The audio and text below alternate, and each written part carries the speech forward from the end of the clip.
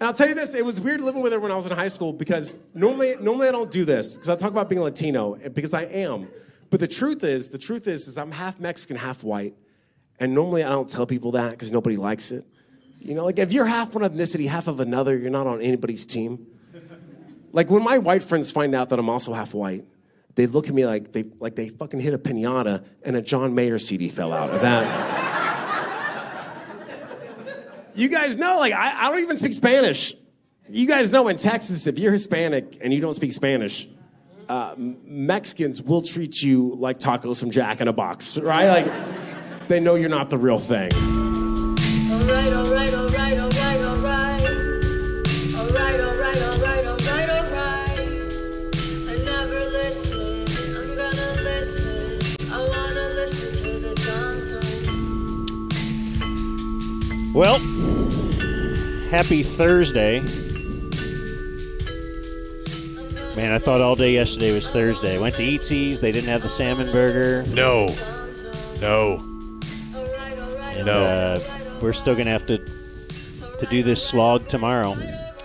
Hi, everybody. It's a video episode and a free episode. How about that? Yeah, and that means, Blake, we have to bring it. Bring the noise, Blake. Because the free episode, damn it. Okay. You're trying to give people a tape. But I want you to give, let's say, 85 to 90%. Because I want you to know that our paid episodes on patreon.com/Hundo, at least 100. At least. Yeah. So just to know that whatever you're hearing today, if you're like, oh, man, that was good, they could do better. Yeah. I got to go run and pay for that episode. So if you are looking at the video, you're going to see it already on the screen. But if you're listening, you're eventually going to hear we have a guest in the den. He is sitting on our couch. He is Lawrence Rosales. And we have an applause for Lawrence. Hello, everybody. Quite a day. We have local comedian Lawrence Rosales. But also we have... I would say regional. Regional. Local. I'm wearing a Dallas shirt. We can call it whatever we want. You're wearing a Dallas shirt? Yes, You're sir. wearing a Dallas shirt. It's not the same one that I saw in the special. Is No. it? Okay, like, Farmers does this guy Market. wear the same shirt? No, that's where I get my clothes, a lot of them. Farmers Market. Okay. You guys ever shop for clothes at the Farmers Market? I have. Yeah. Great place. Get a Bon Me, orange T-shirt. Much of my ensemble is brought to you by Target. Absolutely no one is saying ensemble. It's not bad, though. It wasn't bad. You don't I was think okay it's with bad? it. I was okay with We've it. heard worse. Yeah. Okay. We are I stand down. trendsetters here, Lawrence. I stand dough. I can tell by this attic that we're in. Yeah. It's very Hey! trendsetting. It feels like a... This Not is an why attic. I didn't want to do it. Yeah. Also in studio or in attic or whatever we're in, high atop my Space. I garage. thought it was an ADU. Jake brought his cat. Which... Yeah, we're... Once you find the cat, where'd the pick it little boy up, go? Well, show the the cat's- the camera. cat's Why don't you have your hiding. baby Bjorn? He has a baby Bjorn for the cat. I do. You got a baby Bjorn? I know you got a kid. Yeah, I do have a kid, but I'm looking. You've got a travel case for the cat? Of course. That is Yeah. wild. That is wild. That's a lifestyle choice. Yeah. It definitely is a lifestyle choice. You know, I've never had a cat, Yeah? but I can love tell him. you're excited about this I one. love him so much, man. Yeah? Yeah. I feel like cats don't care about you. They don't. I've been trying to tell them. He cares about me. Yeah, it's a very one-sided relationship. I've been in those. That's the highest dollar. Yeah. No, the highest dollar I'm cat you're ever going to currently see, in one. Lawrence. Yeah? I'm How much currently was this in one. cat? Go on. I won't tell you. Come on. Oh, okay. All right. Was it below or above 3 figures? 3 figures for a cat? Oh, Was it below or above? Below. It's got to be below. Okay. All right. Like I said, lifestyle choice, you know? And you don't have There's to some explain that to extenuating- anybody. You don't have to explain that to anybody. Okay. There's some outer circumstances. My daughter is oh. Go on, pull up the force field. Yeah. fuck go ahead. you, Blake. Pull up Go the ahead. force field. No, you're just Yeah. going to set a bear trap on our dear friend here, within the first 10 minutes of the show. My daughter needed a cat. Oh, okay. It's like the opposite of being allergic. Sort of. Yeah. Well, Yeah. what's the need for the cat? She's do we really want to do this? Okay, she needs the cat. She's autistic. Oh, okay. All right. And oh, well, yeah. Way to walk me into that bullshit. Yeah. I tried. Yeah. I'm sorry. That was, Jake's fault. yeah. Sorry. Yeah. I'm sorry. good work, friend. Yeah. I could tell you have a little bit of it because you hugged me when I walked in, and we've never met, so that's good. I hug everybody. No, I'm okay with it. I was working with a comic recently, Amos Gill, who travels with Jim Jeffries, and I think people outside of the country don't understand, like, personal space. Yeah. And we were drinking, having a great time. He's breathing on my neck for like 2 hours. We had a great time, and I stood up, and I gave him a hug as I left, and he kind of acted like, what's your deal, man? And I was like, you've been breathing on my neck for 2 hours. I mean, this is a date as far as I'm concerned. Yeah. Jake does Why the not? hugs. I do the drugs. Oh, okay. So, Plants over pills. and I know you're only into one of those these days. Yeah, no drugs for me now. Yeah. No drugs for me now. That's too bad, man. Well, No, I guess we I can't agree. hang out. Yeah. All right. Well, see you guys later. But we can hang. We can hang here. Okay. Yeah, check out, search Lawrence Rosales on YouTube, and you could see his special.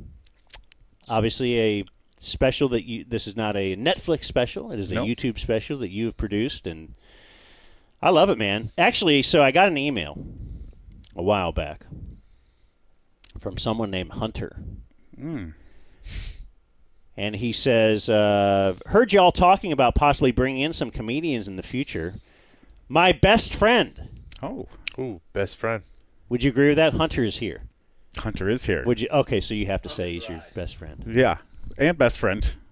He is counting how many months I've lived in his room, as I just found out right before the show started. Can I read this?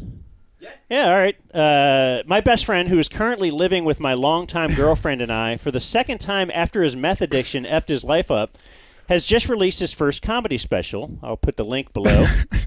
He's an interesting cat. He's been kicking around the Dallas comedy scene for a decade with some good effed up stories he could share. The least he could do is repay me for living in my house. The least he could do is get big enough to get on the dumb zone. Yeah. That's us. Well, here we are. You made it, Hunter. Don't know if you'd have any interest, so click here to watch. And so I instantly deleted this. But then Yeah. I decided later, you know what? Maybe. I've got nothing to do tonight. So then Yeah. I watched the special and did email Hunter Webb back and said I was into it. And he said Lawrence was beyond stoked when I told him you took the time to watch it. Now, I feel like that's you're flowery with. I don't believe that he was actually. Do you He feel might have like been stoked, but maybe not beyond. beyond stoked just seems excessive? Yeah, a little bit much. And yeah, Hunter then signed off with, "I'm number 267. We can tell what subscriber number you are these days." Yeah, but then you sent that to me, and I'm like, you're like, oh, do we want to get this shitty gay comedian on? Okay. Okay. And I was like, I've seen this guy. Yeah, he's seen Yeah. you twice. at two the times. Cumtown guys, you were opening for them. Yeah, the Cumtown And guys. he How did was that come to be? phenomenal. The way the scene works is like I didn't know those guys. I was telling Jake before. The second guy, Stavros, was a little bit more famous outside of Cumtown, and Nick Mullins, who I think might be a better actual comedian. Yes. I was not. I didn't know him, so I just showed up and did like a set, and then whenever I got off stage, he goes up and says "Cumtown." Everybody goes crazy, and I had no idea I was performing for a Cumtown audience, which is a very specific type of human. Yeah. You know, they own cats, things like that. Yeah, they Expensive cats. hug a lot. Yeah, they hug a lot. They have potty a lot of mouths. huggers. Yeah. Yeah. Sorry. But no, Hunter was very, and I'm okay with the sales pitch. It's all very accurate. But yeah, Hunter was excited. I think more than I was. I mean, Hunter loves you. I'll be at home watching the game, and I'll say something to him, and he'll have to tap him on the shoulder. He'll take his ear pod out because he's listening to you guys. I'm like, hey, Excellent. I'm your fucking best friend, man. We need more like people I'm like sitting that. right next to you, and Yeah. you're hanging out with these guys. So it's nice to meet you guys. So let's go back to this, the start. Like, how'd you get into it? I think everybody starts comedy. They just think they're funny. I come from a writing. I grew up playing in like punk bands in Dallas. Of I course. was playing in bars. Same here. Oh, really? Of course. Okay, so I was playing like Galaxy Club and The Door. What was the... Hey, Oh, he's going to yell at Go the ahead. dog. Keep talking, and I'm going to take care of the dog. It's just all the clubs that they closed down. Yeah. No, it's a completely Deep Ellum is now. There's a robot playing guitar, and it's supposed to be a nice neighborhood. Yeah. I used to joke when I'm down there. I always joke about how, like, whenever I'm watching the news and some guy's like, "Oh, I got stabbed walking back to my condo in Deep Ellum. That's crazy." I'm like, "No, this is a bad neighborhood." Yeah. That's what it always was. Yeah, and I kind of like that. I think every city should have a bad neighborhood. Culture Club. What am I thinking of? Gypsy Tea Room. Gypsy Trees. Tea Room. Yeah. There you go. These were all, I grew up playing in bands, and we played all these places, and I just loved writing.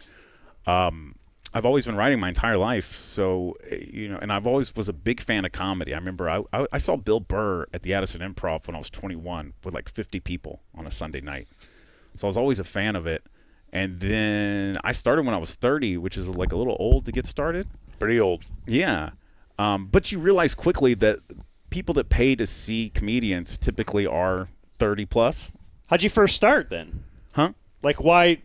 How did you first get up on a stage? I just started going to the open mics. I mean, there's open mics every night of the week in the city, multiple.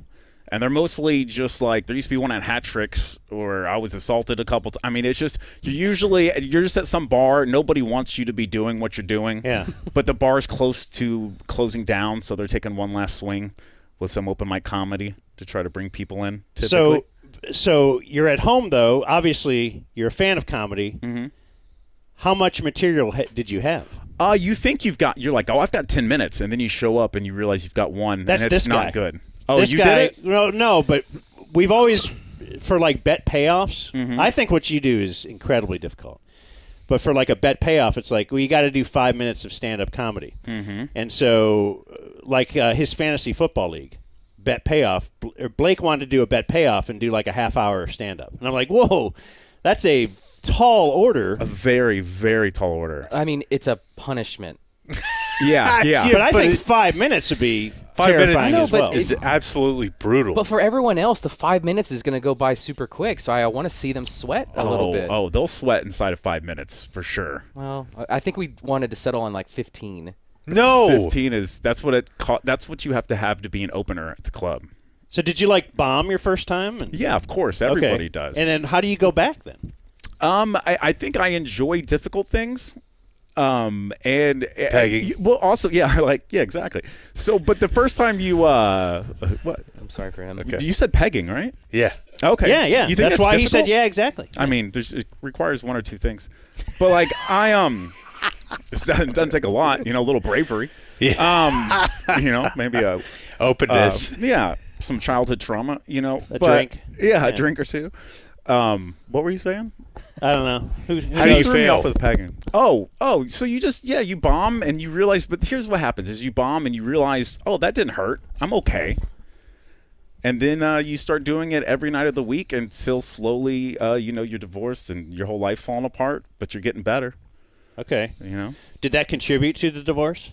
Oh well, I mean my drug use. Oh, okay. Okay. But Well, let's blame the comedy crew. Yeah, for sure.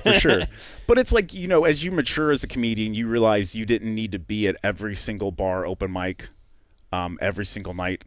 But it made you who you are, and it got you you need good. reps. Yeah, you have to get reps. You have to. Yeah. So and Dallas is a great place to do it. We have 9 clubs. So Hyenas was the first place to like pay me to. If you're familiar with Kill Tony. Yeah. Of course. So Kill Tony is where they basically, podcast. It's a huge podcast, and they pull your name out of a hat, and you go up and you do a minute, and then famous people make fun of you. Okay. Shane included. Yeah, it's a For very dance. for whatever. It's a very popular. I didn't know what it was, and I went to one when I was like 6 months in, and I got the best minute. And after that, the club. You get awarded at the end. Okay. Yeah, if you got back then they did it, and if you had the best minute, you got to open up for them. So they asked me, they go, how much time do you have? And I knew you had to have 15 to open. So I said 15, didn't have 15. But it went good. It went good enough that the club started putting me in rotation to like be one of the working comics. Nice. So yeah, after you get passed, then you get into a rotation. And what does that mean? What do you get paid? The lowest level you get into Hyenas. Nothing? Well, as an MC, you're making, I think, $50 a show. And that's all night? Yes. Like you're there 7 to midnight or whatever? You're going to do typically Thursday 1, Friday 2, Saturday 2. Okay. So you're making, what, 200, 250 for Okay. the weekend? No, I'm sorry. You're making like 150 for the weekend. And then if you're a feature, you're making like 250. Now, the nicer places like Addison Improv, you know, you're getting like 500 for the weekend. And then the headliners are making anywhere from 3 to 10,000 for the weekend. And easier to do on meth? Well, you know, my buddy has a joke where he says, "Have you ever wanted to feel like God for a spell?" You know, it's weird. I used to have a rule about, like, whenever my drug use was bad, I was like, but I'm not going to do it before I do comedy. And then slowly that goes away because comedy is such a, you know, cadence and rhythm is an important thing. And if you've been smoking a lot of crack, it really messes up your delivery system. You know, it messes up the sales pitch quite a bit. But Can you not do meth recreationally? No. It doesn't exist? Like, no one out there does it? I mean, I don't know. You know, I was very secretive about my drug use until it was something that everybody could not notice. You know, when you wake up in a parking lot and you're like, I live here. You know, it's and you know, like Hunter and my oldest friends, they found out that you know, I was like 2-time finalist, funniest comic in Texas. Everything's going great, and then I just got hooked on this drug, and I was spent 5 years kind of just being on the road every weekend. You know, driving to you know, Oklahoma and Wichita and Little Rock and New Mexico, Arizona, methy places. Yeah, Ohio. Yeah. I was at that place in my career where you mostly travel to perform in places people would not choose to live. Yeah. You know, you just kind of were born there. You got stuck there. You never got out. Sure. But I love a lot of those small towns, and you know, but yeah, it's a weird lifestyle. Being a 2-time finalist, also, I thought that's great because now the bar's not too high. Yeah. Like no one's saying, "Hey, this guy was voted funniest in Texas. You better be damn funny right away." Now you're just a finalist, so now you can, when you exceed someone's expectations, then you're like, "Oh, this guy's great."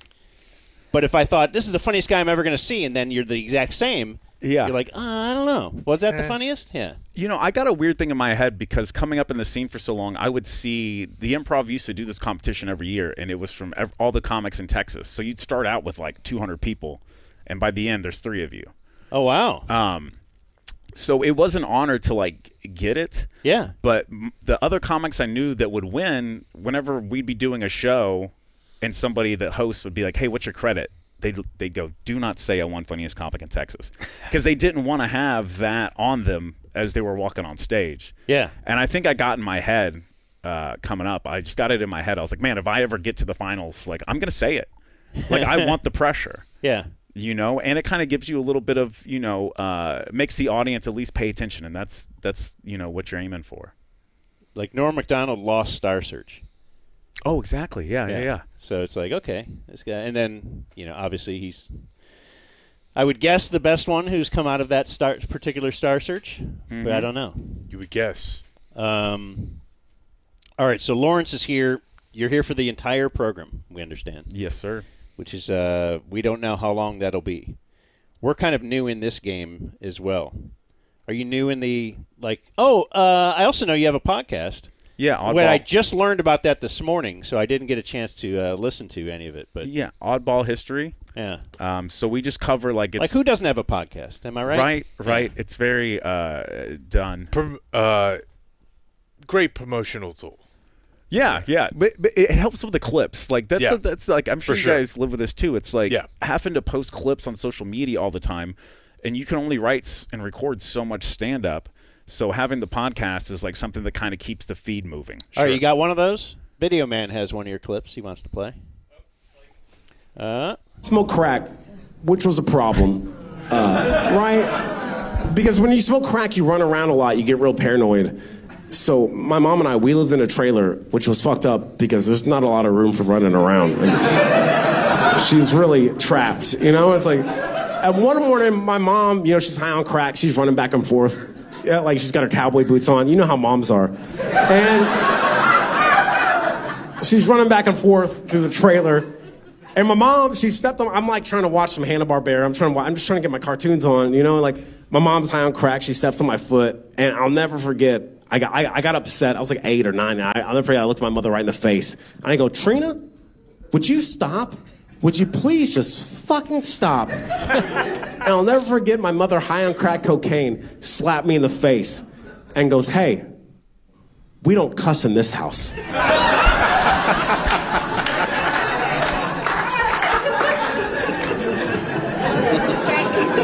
Thank you guys for laughing at that. So. Is it weird when I was a kid? Is it weird to have to constantly promote yourself?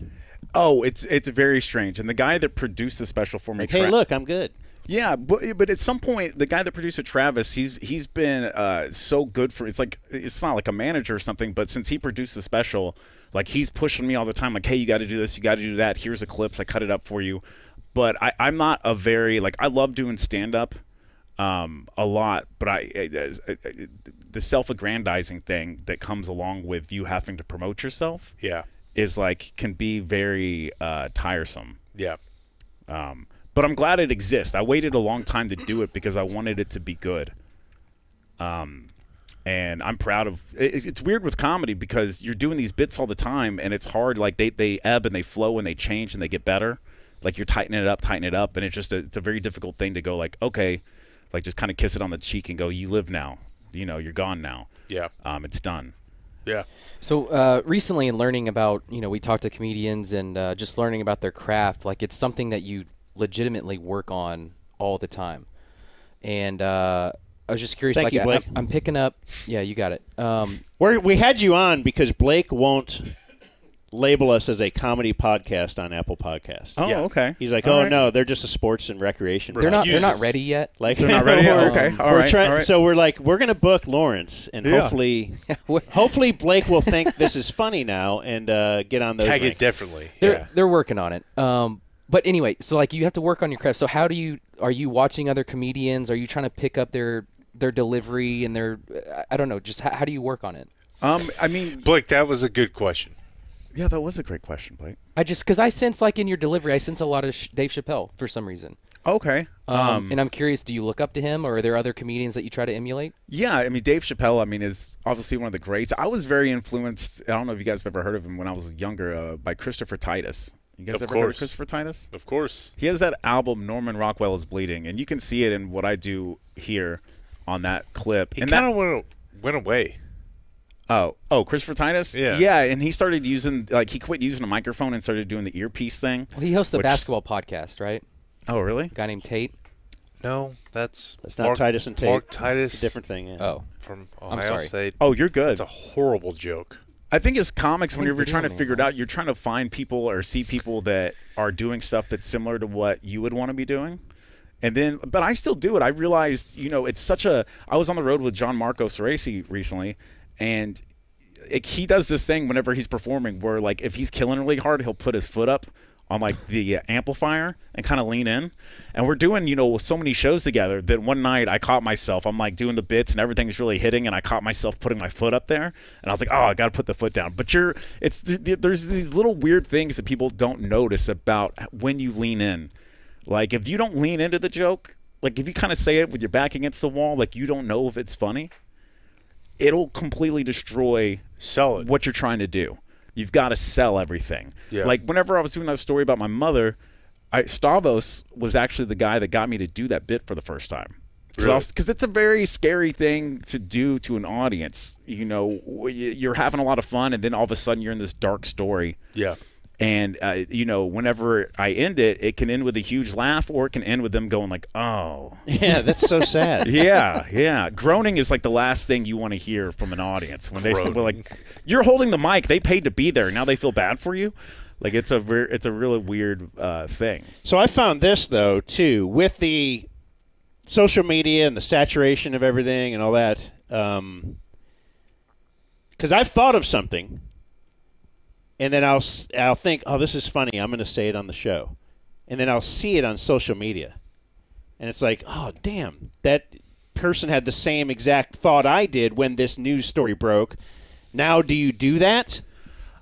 Or, because I've seen it somewhere else, I know I could be accused of stealing it, but I did actually think of this. Right.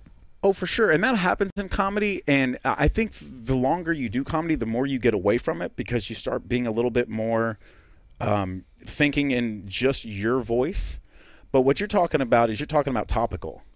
So if you're doing topical, you're going to step on each other's toes. I mean, whenever COVID ended and we were all allowed outside again, just having to sit at an open mic and just listen to 2 hours of COVID bits. Everybody's stepping all over each other. Yeah. So that's why I do a lot of the personal stories and talk about my life specifically. Because if I'm talking about... Yeah, I don't have a meth bit. Yeah, exactly. But if I'm talking about myself, then nobody's really going to step on that. Yeah. But you'll have headliners on the road tell you, like, hey, don't talk about this. Don't talk about that. Don't do this. That's mine? Do what? Like, they say, like, that's mine? Yeah, they'll say, like, hey, don't talk about this topic or don't talk about this topic or don't cuss because, like, I've had comics be like, hey, you have to be clean to open. And I'm like, okay. And then I'm clean. And then they go up there and they just go crazy. And it's because they want to own that. Right. They're going to shock. Yeah, they're going to shock you. Yeah. So how do you feel about doing clean? It doesn't bother me. I got a reputation whenever I was, and that's what's weird whenever, you know, after my addiction came out and everything, I kind of hated it. The other comics would go like, hey, you're so much more honest on stage now. And I'd go, no, I was married and happy and had a real job. Like that was like, I was being honest before, just my life fell apart. So yeah. You say you used to be in a band. And you play music and stuff. Do you ever use that in your act? Because I know some people will say that's a hack. Yeah, I think it's hacky too. I've known comics where they get 30 minutes and they think if I learn how to play guitar, that'll cover the other 15. Yeah. So it's just kind of a way to drag yourself there. But I like keeping them. Separate. Like I just never was. You guys like I've never been a funny song guy. Like Weird Al was okay. But people, like, to me, a funny song's funny, like, one time. It's weird that people sit around to me listening to, like, Weird Al. Yeah, I think, like, Adam Sandler pulls it off pretty well. But outside of that, like, who? Oh, Bo Burnham. But to me, he's so talented. Somewhat. That's like his bit, yeah. Yeah. If that's your whole thing. I don't know. Yeah. The COVID special, that's all. That's really all I know of Bo Burnham, really. He did one before that. Okay. Before the COVID special, but it is heavily like musically infused, you know. So if I'm going to ask, how did you first, step onto a stage to be a comedian? How did you first ever try meth? It's one of those things. Like I am a drug addict. I'll always be a drug addict. At the time, with cocaine, I would kind of drift in and out of cocaine. You know, you kind of have a weekend that gets away from you. Sure. Then you're back to work on Monday. You don't see it again for a few months. Also, just financially, it's tough to really just be on cocaine all the time. Yeah, exactly. Yeah. I didn't be on cocaine all the time money. And then one night I was doing a show, and I'd had some drinks, and I went to a cocaine dealer's house that I knew. And if anybody here's experience with being drunk and going somewhere to buy cocaine, it's not a thing where you show up and they're like, hey, we're out. And you go, cool, I'll head out. You know what I mean? Like, it's a very specific errand to There's run. more. So you needed something in your head, at least. Yeah. I've primed to go here, yes. Like, there's nothing like, as a drug addict, I don't know how to describe, like, the feeling of driving, like, pulling up to a drug dealer's house knowing you're going to score. It's like you're very excited. Yeah. It's like opening up a Christmas gift and there's just fucking nothing in there. So I walk in, and I didn't really know these guys this well. I just bought Coke there. It's drug blue balls. Yeah. Yeah. And it was a room that, not that dissimilar from this one. Kind of this vibe. Thank you. Yeah. And Coke Den. yeah, a little bit of a Dragon's Den, if you will. And I walked in, and they were doing meth. And, you see someone else doing meth, and it's instantly kind of normalized. Because you're like, well, I know these guys, and they're doing it. Because I would never have done meth. And then they're like, yeah, no, we're out of Coke, but we got this, and it looks so similar. It looks very similar. Oh, really? Is meth like is that Breaking Bad? What were they cooking in Breaking Bad? Yes, Dan. Okay. Yeah, it's Breaking Bad. The blue. The blue, but it's not blue. I mean, it looks like. Well, Walter White had a way to purify it. Yeah, he had the recipe. Have you? Okay, Like you've Colonel. watched Breaking Bad, of course. Yeah, and I remember whenever when I woke up in Seattle at Hunter's place, him and Elise were watching Breaking Bad, and I remember at the time thinking like, this is probably not the show I should be watching. This is waking up Right out of now. a stupor, or Yeah, I that's me coming out of a parking lot. Then I went to have one last night at a drug dealer's house, because I knew I was flying out the next day, and I don't know. Yeah. Like I remember a drug dealer gave me something, and then he started crying, No. oh my gosh, which Not is like good. never a good sign. Yeah. You want to be crying. Yeah, not him. But I was at like such a low in my life at the time. I was ready to like, if this is it, this is it. I didn't really care. But I remember he gave me this pill, and it might have been some G. I don't know what it was, but it was like a very Training Day, like in Training Day, whenever they're driving and he realizes he smoked the wet. I didn't know you like to get wet, Jake. Yeah, it was very much like that. And next thing I know, somehow I got to the airport. How that happened, I'm pretty confused about. And then I remember I got on a plane. Our friend who worked for the airline at the time got me on this plane. She was very mad at me. And I remember I just passed out on the plane. I woke up, and some stewardess was like, "Do you want a cookie?" And I was in Seattle, and I was like, "I don't know how the fuck that happened." wow, Yeah, that's pretty sweet. yeah. I mean, it's like time travel. It's a once in a lifetime opportunity. Yeah. You know what I mean? And is that when you went like, this is bottom, or like, how do you ever go to rehab and stuff? Did you get an intervention? Did Hunter come invite you over, and you thought it was going to be a big party, and that's all these people, and you're pissed? Yeah, no, I think Hunter was more mad than anybody. It's weird whenever you're coming out of a meth addiction, because everybody's like, "Hey, you shouldn't be making any decisions because you're not healthy and you're not okay." And then they'll turn around and be like, "What the fuck are you doing? Why are you doing this?" I'm like, I thought you just said I can't decide. yeah, I'm not healthy. I'm not okay. But they saved my life. They really saved my life. Like, I'll get messed up if I talk about it too much. They saved my life twice. And then he sends you emails like that. We're having a talk in the car ride home. Were you like worried that you wouldn't be funny afterward? No, I definitely was. Like, here's a weird thing about being on drugs and being a creative. What the worst part about meth, what really messes you up on meth, is the not sleeping. I mean, you can be on not drugs, and if you don't sleep for 2 days in a row, 3 days in a row, you are seeing things out of the corner of your eyes. Yeah. You are not operating. You wouldn't be allowed to legally drive if you haven't slept for 2 days. It's worse than having a blood alcohol level. So the creativity, though, is like, and I still feel it sometimes. Like, I honestly, like, sometimes if life's going on and I don't sleep for a really long period of time, it's like, as a creative, the voice in your head that will, if you have like what you think is a funny idea, oftentimes, the critic in us will go, "Oh, that's stupid. Yeah. That's dumb." Yeah. But if you haven't slept for 2 days, boy, everything's a great idea. So are you just taking notes? Yeah, I'm just taking notes. Yeah. Like, Dan, I'm just writing stuff down. And then you'd kind of come out of a coma of, sleeping for like 17 hours and wake up and look at those notes and be like, I never would have thought of that. Did you ever record yourself audio? Yeah, I would do all the things. I think as a comic. In college, I might have recorded myself on acid once. Oh yeah. Can I would do it. Can we all hear the- that? I would all love the to time. find it. Yeah. Oh, and God. then I would never let you hear it. Did you do acid at a young age? Well, right now I would say it's young, but Yeah. it was after I was like 20 or something. Is that young? I think so. Yeah, I didn't really do anything in high school, See, I never did acid, but I would eat. but then friends in college. Yeah, Did you eat mushrooms? Yeah. And acid was just mushrooms times 2. I thought Yeah. it was just in a higher level of mushrooms, same Yeah. kind of thing. It would stick Same with you here. for 12 hours, and I would just drink as much as I could because cool, I can now. I would the smoke, drinking won't affect smoke me. cigarettes. Yeah. Mushrooms and cigarettes were always my bit. Yeah. Yeah, mushrooms. See you, Kelly. See you, man. Try not to let the dog out. Later, Yeah. dude. No, or in or whatever. This dude looks like Brian Posehn, right? He kind of does. Yeah. Yeah. Yeah. Is that offensive to him or no? I'm a big fan. I don't think so. It's not Mr. the first Shows. time he's heard that. Mr. Show's Brian Posehn.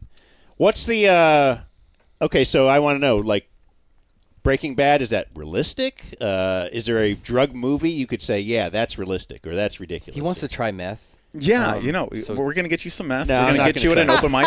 I've always been, I'm gonna hug Jake again. I have been Yeah. afraid of, they tried to tell us in school, that pot was, as bad as everything else. And I don't know how that is. Like, how would you deal with your kid? That's something I had to deal with raising my kids, because I was always pretty pro-pot. And once I, got old enough to try all these things, I was like, okay, I would never really put a needle in my arm.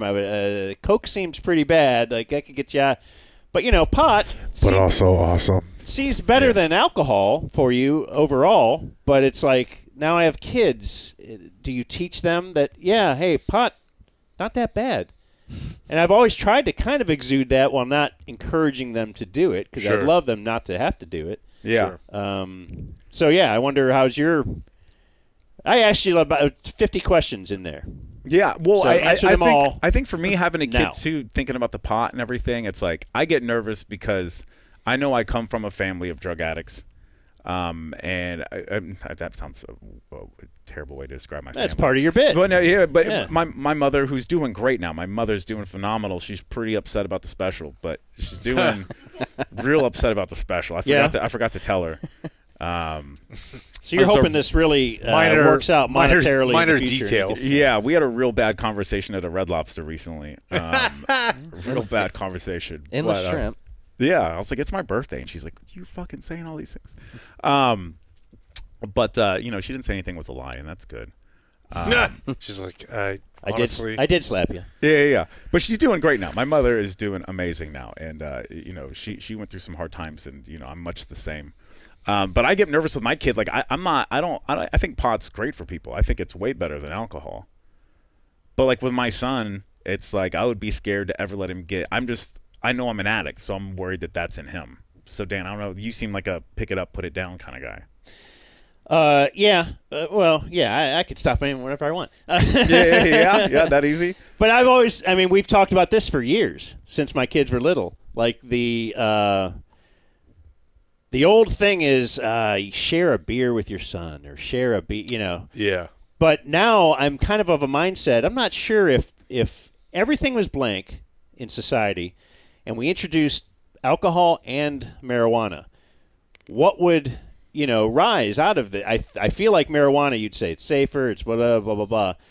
But I can't ever see myself sharing a joint with my son.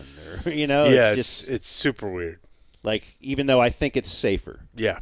Yeah. But I guess as a drug addict, you won't be sharing either of those. So you don't have this problem to worry about. Yeah, it's going to kind of do a scared straight program with him, Well, and you don't want to lie.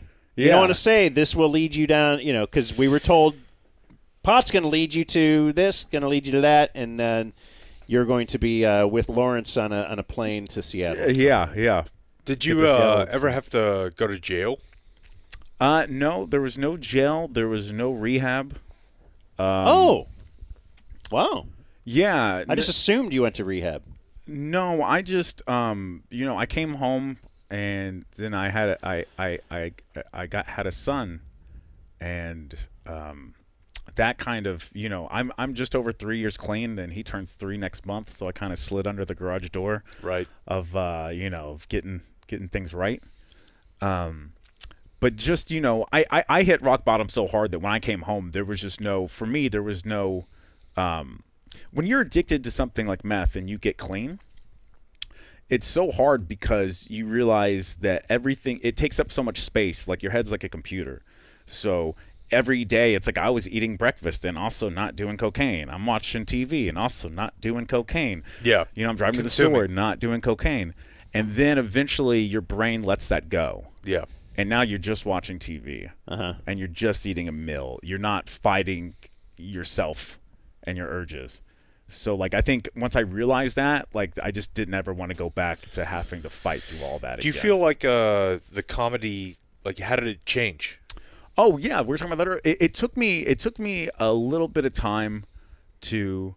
if we're just being honest, I'll tell the story. I was still not doing well when I came home, mentally.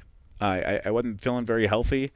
And I felt like at the time, and I love the Dallas comedy scene, but at the time I felt like it's weird if you're one of the comics that gets a lot of work and you're really good at what you do, you kind of are, you can fall victim to the people that want your work a little bit, or maybe people that are okay with just treating you poorly. And, you know, the place where we filmed the special, that's my home club where I started, I punched somebody in the face. Oh. Oh, hey, Hunter. Yeah, I punched somebody in the face, and I got thrown out the front door with them yelling he's not okay, and I wasn't. I think everybody thought I was using it at the time. I wasn't. Oh, wow. That's even worse. It's like me dropping my phone. Yeah. So I went through like I think I was banned for like a 6 or 7 month exile. And I was just working at Flips, just selling silly cheeseburgers, like the Border Burger, which is obviously has jalapenos on it. Feels racist. Like you know the Border Burger is gonna be the Mexican burger, and like just name it something else, you know. No, I think it's actually like you can only get it around the time of elections. Yeah, exactly. Yeah. Then The Caravan Burger. The Caravan Burger. Yeah. It comes with an anchor child. It's a side of fries. That's right. That's right. So I was working there for a while, and then finally, you know, I have a very good relationship with the owner of Hyenas, and after like 7 months, he said like, "Hey, you ready to come back? Get back to work?"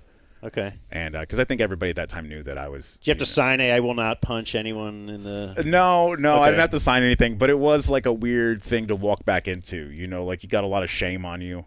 Is the guy still there? No. Oh, okay. Yeah, no. But Got I a did stake see on his eye. I did see him again, and you know, went and shook hands and apologized because I was wrong. Like I was in the wrong. Like, and I was very aware of that. Like I didn't do anything good. You know, I made a bad decision, and then I had to live with it. Yeah, pretty much everybody who throws a punch, you're in the wrong. Yeah, exactly. Especially as an adult man, like there's no reason to be going around hitting people. Yeah. But then, I mean, that was a big part of me wanting to, you know, the comeback as it's been, getting back on the road. I started working out every day. I started getting healthy. You know, I got this kid, and I had to start writing. I had to start writing really hard to try to make up for the fact that I couldn't just, you know, not sleep for 3 days and come up with these fun ideas and then sleep and then clean them up. I had to find a different way to You felt good about it. Yeah. Yeah. Do you feel vulnerable? Because, you know, a lot of your comedy is like kind of dark times in your life. Yeah, it's really weird. It's just like this situation now. I walked in here and, you know, I was very happy to promote the special that, you know, because of what I talk about on it, you know, as soon as it starts, everybody's like, so meth. And I'm like, you know, it's been 3 years, you know, I'm pretty far away from it. We didn't really do that. Huh? We didn't really do that. Well, there was a cat first. Yeah. Where is the cat? Yeah, I guess as time goes, I'm sure you don't want to, like, be the meth guy. Exactly. Yeah. Exactly. You know, and I worry about with my kid, like so many of those bits, like the one I closed the special on, I'm so happy to like to be done with it. Like I've done so many shows since the specials come out, and every once in a while, you know, if it's like the late show Saturday and I'm having fun, yeah, I'll tell one of those stories just because it's a good time. But basically, whole new set. Yeah, trying to real hard. You know, and I'm not trying to shift away from anything.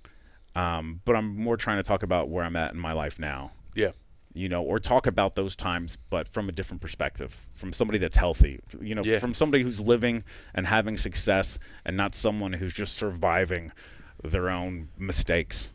Do you do, like, smart recovery? What is it? I mean, do you do meetings at all? No. Okay. No, I kind of went through this weird no rehab, no meetings. I started what helped me a lot is I started working out. Yeah. I was when I got clean, I was probably 50 pounds heavier, and I hate working out, but I do it every day. It's just part of helps me. I feel like if you do something very difficult in the morning, the rest of the day kind of feels easier. Yeah, for sure. For sure. So that was something that was you know, started with long walks, and now, you know, I'm at Planet Fitness all the time, which is a real sad place. That's a judgment-free zone. It is a judgment-free zone. It is. That's exactly right, Blake. They got Tootsie Rolls on the way out. Also, where's the cat? Where's the cat? It's in the room somewhere. So you just Be at ease. Okay. The dogs are not here. All right. And as you said, that cat'll hide. All right. We have to do some viewer mail because I do have... Bum, bum, bum, Hey, bum, bum, everybody. bum, bum, It's bum, time bum, to bum. answer some of today's viewer mail. I have a Thank you birthday. for hanging out. Yeah, of course. I'm happy to be here. Don't hug him again. Yeah, no, I'm It open was to just a hug. 5. Yeah. Well, I'm just saying. You'll definitely get a goodbye hug. Oh, I can't wait. Oh, no, that's See, I like to meet you first and decide whether or not a hug is we should ever hug. yeah. And right now, I'm still on the fence. Okay. We're working on getting to that point. Okay. Good afternoon, Uncle Hottie. My friend Brian Greaves is celebrating his 39th birthday today. He's the president of the O.C. Taylor Dads Club that Jake is so eager to join. Do you remember this? Wired Will. Yes, his leaders are Donovan McNabb, Jeffrey Lurie, and Jeff Garcia. He was not woken up in that special way because he's married, thanks from Wire Will. This is Will who Yeah, Jeff Garcia. wired up our scene here. What do you remember about that? Jeff Garcia? Yeah. I mean, he was a Browns quarterback. No. If he walks like a duck and talks like a duck, Then he's gay. Who said that? T.O. Theo. Tio says Jeff Garcia is gay? Yeah. Oh, I do remember that. Yeah. Huh. I always thought Tio could be gay. He feels gay to me a little bit. Still Okay, pretty ripped. well, Yeah, no, you could. why A lot would of- that be? A lot of gay people are. Dude, actually that's a funny thing about Is that being a stereotype? in Puerto Vallarta this last weekend is like we were walking along the streets and Kristen was like, we're in the right spot. What does that mean? It means there was a lot of gay guys. Why was that the right spot? It just means this is a pretty Artsy district? Yeah. Okay. yeah. I think that is a nice default for a straight guy, though. It's like if like a bunch of guys are ripped, it's like these guys are gay. Yeah, they must be gay. They must be gay. He could spend all his time. It's not just that they're That like is a nice. I'm gonna start doing that. it's you know? not just that they're like immediately more impressive than me. They're just gay. You really don't speak Spanish? No, I do not. What a Solo un poquito. Yeah, so a little poquitito? bit. Yeah. Okay. I mean, I get the little ones. You know, I've worked in enough kitchens. Okay. So parents didn't speak Spanish? No. Okay. And are you ostracized in a certain way? No, I mean that's what I talk about in the special. Or I didn't put that bit in the special. It's like the idea of not having a team. You know, you're not. You know, yeah. You know, I know how I look. I look like somebody who could walk into any kitchen in the city and just go straight on in there. And just I'm not act like I that work far there. off. Yeah, we have Yeah. a kind of similar complexion, a little bit. Jake said he was. Yeah, people were walking up to him in Puerto Vallarta just yapping Speaking away. Spanish, and I'm like, ooh, woo, woo. Mas despacio. Yeah, I get embarrassed when Slow I'm it out. down. I'm out in public, and like a Spanish grandmother will come over and try to like ask me for help, and I have to be like, "Yeah, I got nothing for you." Well, the good thing is they're typically nice to you after that. You Yeah. know, Yeah. They don't look down at you at all. No, well, they typically look a little up. Yeah. In fact, Fair I think point, when Hunter first Lawrence. emailed me, he said, check out my friend Lawrence Rosales Trena. And I lived in Mexico during college with a exchange, family. And their name was Cabrera Aramas, and I learned, okay, they follow the mother's heritage and the father's in their last name. And I thought your last name was Rosales Trena. But it's not, apparently. No. Yeah, we missed on that. No, Trina's my mom's name. That's her first name? Uh-huh. Okay. Great info, Dan. Yeah. Hey, I'd like you to bring anything to the table. Let's not fight in front of our friend. We're just having fun. Super Bowl. Hey, leaders. Day 2, DF, number 702. I work for a company that handles the team, friends, and family operations at the Super Bowl. Were you aware that both teams, even the loser, go forward with their post-game parties? They have to put these massive deposits down well ahead of time, so they go no matter what. Just thought that was an interesting note from Eric. Have you heard of that? No, I've not. But it does make sense. But we've never had a report from... Loser? Yeah. Wouldn't you like to see a... Yeah. Hey, I was at that party. Yeah. They never post pictures. No. But you did get to the Super Bowl. You should probably do some drinking or... But Marshmallow's standing there. He's like, I'm going to go either over here Yeah. or I'm going to go to this L or party. R. Yeah. And he ended up going to. Yeah. Does like Chris Daughtry play the other one or something? Chris Daughtry. Let's see. You guys are effing killing me when you talk about stuff you know nothing about. I work from home and I watch Pat McAfee every day. It's most of our content. Okay. His ESPN shows 11 to 1. It's on YouTube 11 to when it's over. Whenever it's over. Okay, that's interesting. Because I think that's kind of our future, maybe. Yeah. Yeah, I think Maybe. he says 11 to 2-ish. Okay, because I don't want to have a hard out. It's kind of cool to just be able to go. Anyway, Patrick Mahomes is on there. I don't care what you think of him. Just get your effing facts straight. My friend? Love you, Uncle Dan. What did we get wrong? I don't know if it was the time slot or were you out of town when we were talking McAfee?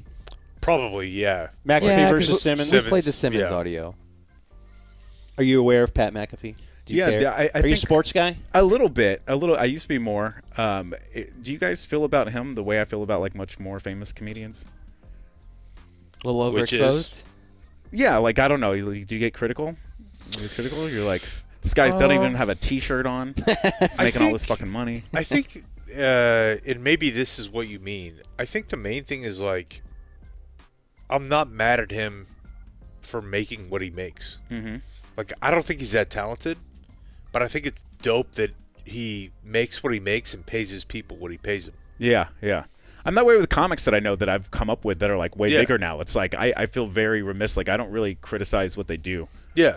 because I just feel like we're in the same field, and I feel like if they're like that big, it's like you can't even really touch it. Yeah, so when we let the ticket, we paid Blake like way more.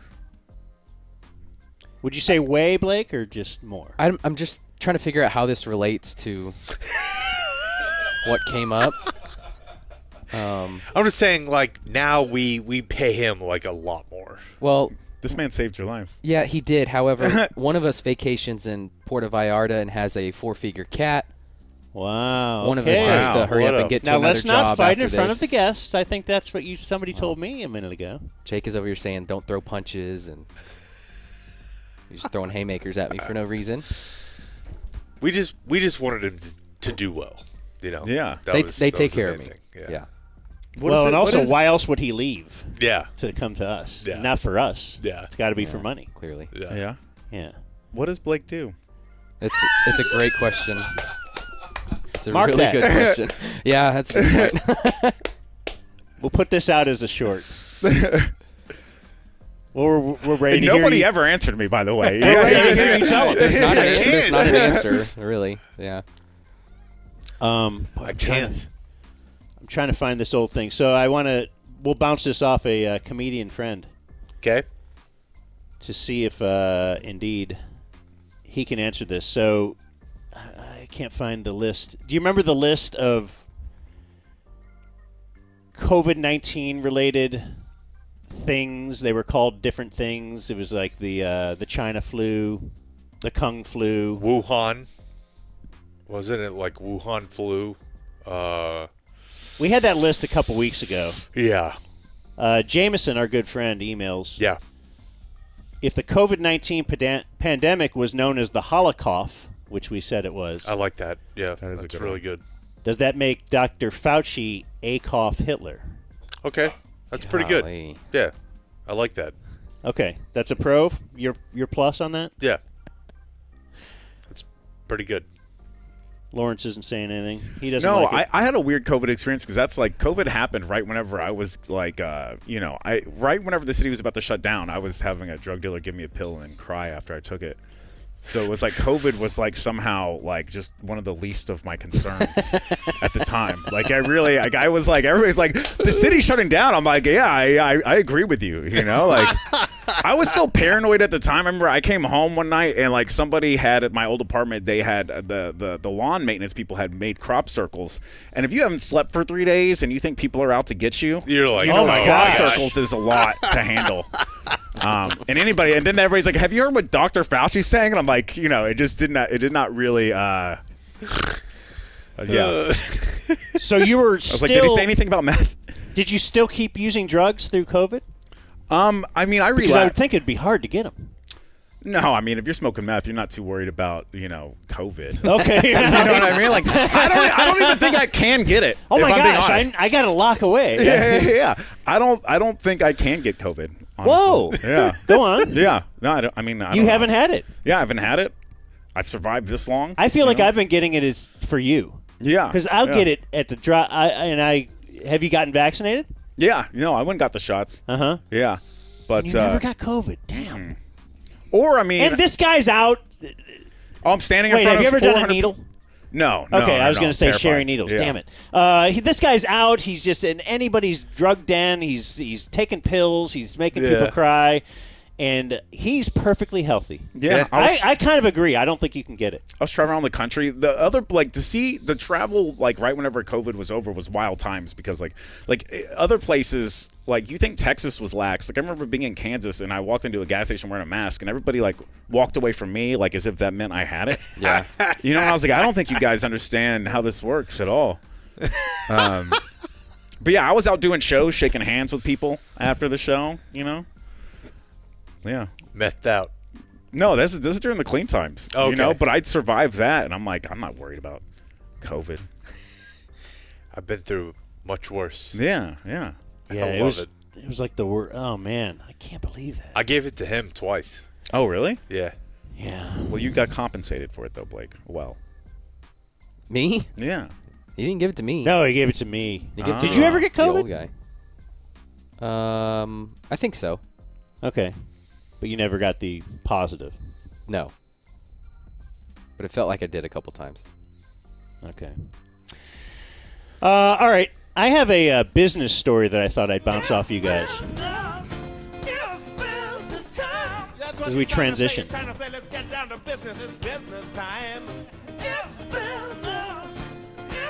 Oh! Even before that, I want to ask you guys a couple things. Number one, Do it. how were your phones this morning? Fucked up. Were you good? Yeah, I was fine. Are you aware that there's a thing? Yeah, I got to the office, and everybody was like, hey, I don't understand people. They're like, oh, I was almost late. I didn't know how to get here. I'm like, you've worked here a long time. How do you really need GPS to get to your office? 3 turns? Yeah. So no, and I mean, I've got T-Mobile, and nothing was weird. Yeah, my phone was down, and I was worried about you getting over here with no cell signal. So I tried to send him turn-by-turn directions on how to get here, just in case. No, you really did. I saw that, and I was like, this guy. Now I do know what you do, Blake.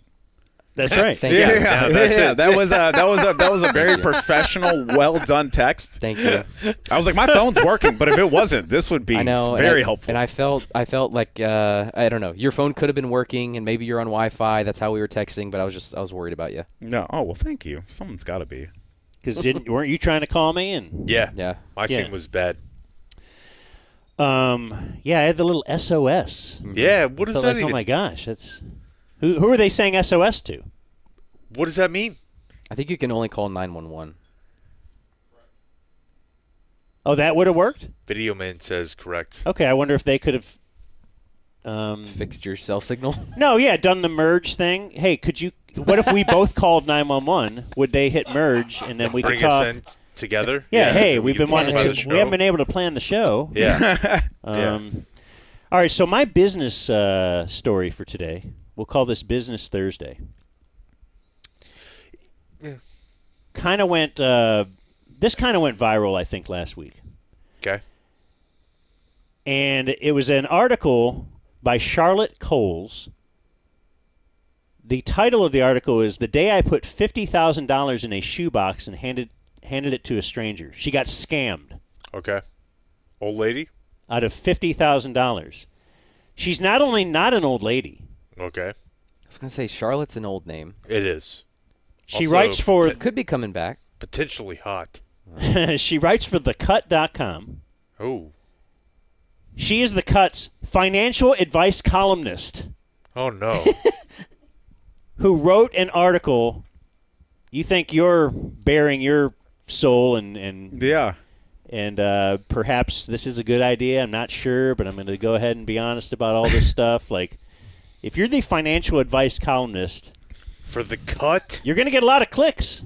Yeah. But, yeah, I don't know if anybody's going to pay attention to you. So I just want to know if you guys find any red flags in here or if this could – she wrote this long article trying to say this could just happen to any – if it could happen to me, it could happen to anybody. Sure. Shoebox. So around noon, my phone buzzed. The caller ID said it was Amazon. I answered. Right there, I am. This is where it First never red gets. flag. It doesn't get to me because I do not generally Answer. answer the phone. Yeah. Unless you're already in my phone. Sure. Same. I do the random numbers sometimes just to see Yeah. who's on the other end. Maybe it's some puss. What's the well? Not because maybe it's some puss. But you what if never it know. was? But what if it was? Yeah, yeah. What if it was? What if you I have to have next steps ready. Yeah. Well, that's the problem. I don't have step 2. Oh, okay. Like All if right, it was yeah. the puss that wanted me, I would hang up and start crying. Yeah. Anyway, I answered, said Amazon. A polite woman with a vague accent told me she was calling from Amazon customer service to check unusual activity on my account. Had I recently spent $8,000 on MacBooks? I had not. I checked my Amazon account. She explained they've been having a lot of problems with identity theft. It became so pervasive that the company is now working with a liaison at the Federal Trade Commission and was referring defrauded customers to him. Can she connect me? And she said yes. Was that her video, man? What's that? There's Charlotte. Okay. Okay, certainly not old. Yeah. And Jake might be right. I think Jake's right. Possibly a hot name. Also looks like someone who might get scammed for $50,000. Does it? I don't know. She I looks mean, like a stock photo at like a Getty business Images. meeting. Yeah. This is. I mean, keep going. Transfers to a guy, gives me his badge number, says write down my direct phone line in case I need to contact him again. Okay? He read me the last 4 digits of my social security number, my home address, and my date of birth to confirm that they were correct. The fact that they had my social security number threw me. Your personal information is linked to a case we've been working on for a while right now. It's quite serious. They had multiple bank accounts, 9 vehicles, and 4 properties were registered in my name. Blah, blah, blah. So a lot of things, we're like, hey, we found a photo of your ID. A photo of somebody else's ID. They found it was rented under her name. Authorities found drugs, cash, and bank into this car that was rented under her name. Again, so all this stuff, he sent her all these photos. And then he told her, you must not tell anyone what's going on. Everyone is a suspect. I mean, That's the biggest exit, you know? what are we So talking far, about? So far. I mean, I had like 6 exits before that, but I mean, what are we talking about? I mean, I guess if they know a lot of your information, you might think it's real. No fucking way. I'm just trying to think. No way. This woman? Calvin wanted to know how much money I currently had in my bank accounts. I told him I had 2 accounts with a combined balance of $80,000. Damn. Well, that would have been the immediate point where they would have hung up on me. I'm going to help you keep your money I'm like safe. 0 and 0. I'm going to transfer you now to my colleague at the CIA. Oh my God. He's the lead Okay. investigator on this case. All right. Yeah, The CIA? This is getting out of hand. She writes, if it was a Charlotte. scam, I couldn't see the angle. What? No one had asked me for money. They had only encouraged me not to share my banking information. Okay. All right, I'm out. I'm out. She talked to the CIA guy. He gave me his badge number. She says, I need more than that. He says, go to the FTC homepage, look up the main phone number, hang up the phone, and I will call you from that number. What Okay. a dumb bitch. It's well done by them. She says, once she answered the phone, and it was that same number, how do I know you're not spoofing this? Mm-hmm. He said, it cannot, I work for a government agency. You can't spoof those numbers. Yeah.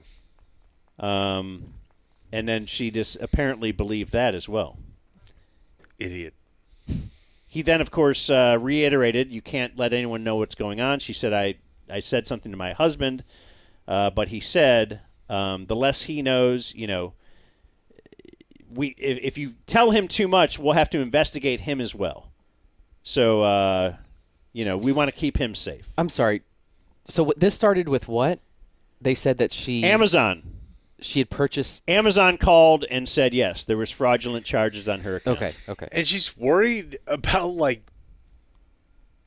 Now the CIA guy. her husband being involved in this. Like this feels like a major crime. The CIA guy says, if you talk to an attorney, I cannot help you anymore. Oh my God. Yeah. You will be considered non-cooperative. Your home will be raided. Your assets will be seized. You may be arrested. It's your choice. It's Home your choice. raided. Yeah. You get to pick. You talk to your husband. Since they're going to have to freeze all assets in my name, he says, you're going to need to use cash for your day-to-day expenses. And then he says, follow my directions very carefully. How much cash would you need to support yourself for a year? For a year? Because your assets can be frozen for up to 2 years. She said, I don't know, $50,000. Lawrence, enough? I mean, if you're living the right kind of life. He said, go to the No bank, meth? get that meth, cash out now. No cats. And he says, you cannot. Fair enough. You can get 50 Dickhead. cats. Yeah. You cannot tell them what it's for. In one of my last cases, the identity thief was someone who worked at the bank. So Yeah. you can't tell them what it's for. That's key. So she gets $50,000. She has an earpiece in the whole time because he says, I need to maintain contact with you. Wow. As she does What it, is this, he's like, Heat? you did a great job. She eventually questioned whether he was a CIA agent after getting the money out. Mm-hmm. He sent a photo of his badge. What does that mean? Yeah. Well, that does it. Yeah, if you have a photo of a badge, I'm like, all right, you can have my money, Legit. I guess. Yeah. Then he says, I don't know what else to tell you. You can trust me. I'll help you out. Or you can hang up and put yourself and your family in danger. Yeah. Do you want to take that risk with a young child at home? So he knew she had a kid. Yeah. This wouldn't have worked on me, but I think this guy's doing a great job. Yeah. No, it's really good improv. Yeah. It's really good. He's really yes-anding here. Well, you got to think they have a Yes, and. plan. Yes, and. This is probably this works 1 out of 1,000,000 times, but if it does work, Oh, yeah. it's kind of like the spam emails, right? Yeah. You're like, who answers these? Well, someone must. Yeah. But all of his coworkers are huddled around his desk, and he's just like in the zone. Trying to get this girl. So he's going to send his colleague, an undercover CIA agent. That's why he doesn't have any, he doesn't look like an officer or anything. We're going to, he'll secure the money for you. Yeah. Tonight, we'll close down your Social Security number. You'll lose access to your bank accounts. Tomorrow, just go to the Social Security office. You'll get a new Social Security number. We will secure the money for you in a government locker, hand-deliver a treasury check for the same amount. Then you can cash the check and use it for your expenses. Why can't I use this cash, she says? Because all of your assets under your current identity are part of the investigation. You are being charged with money laundering. Despite.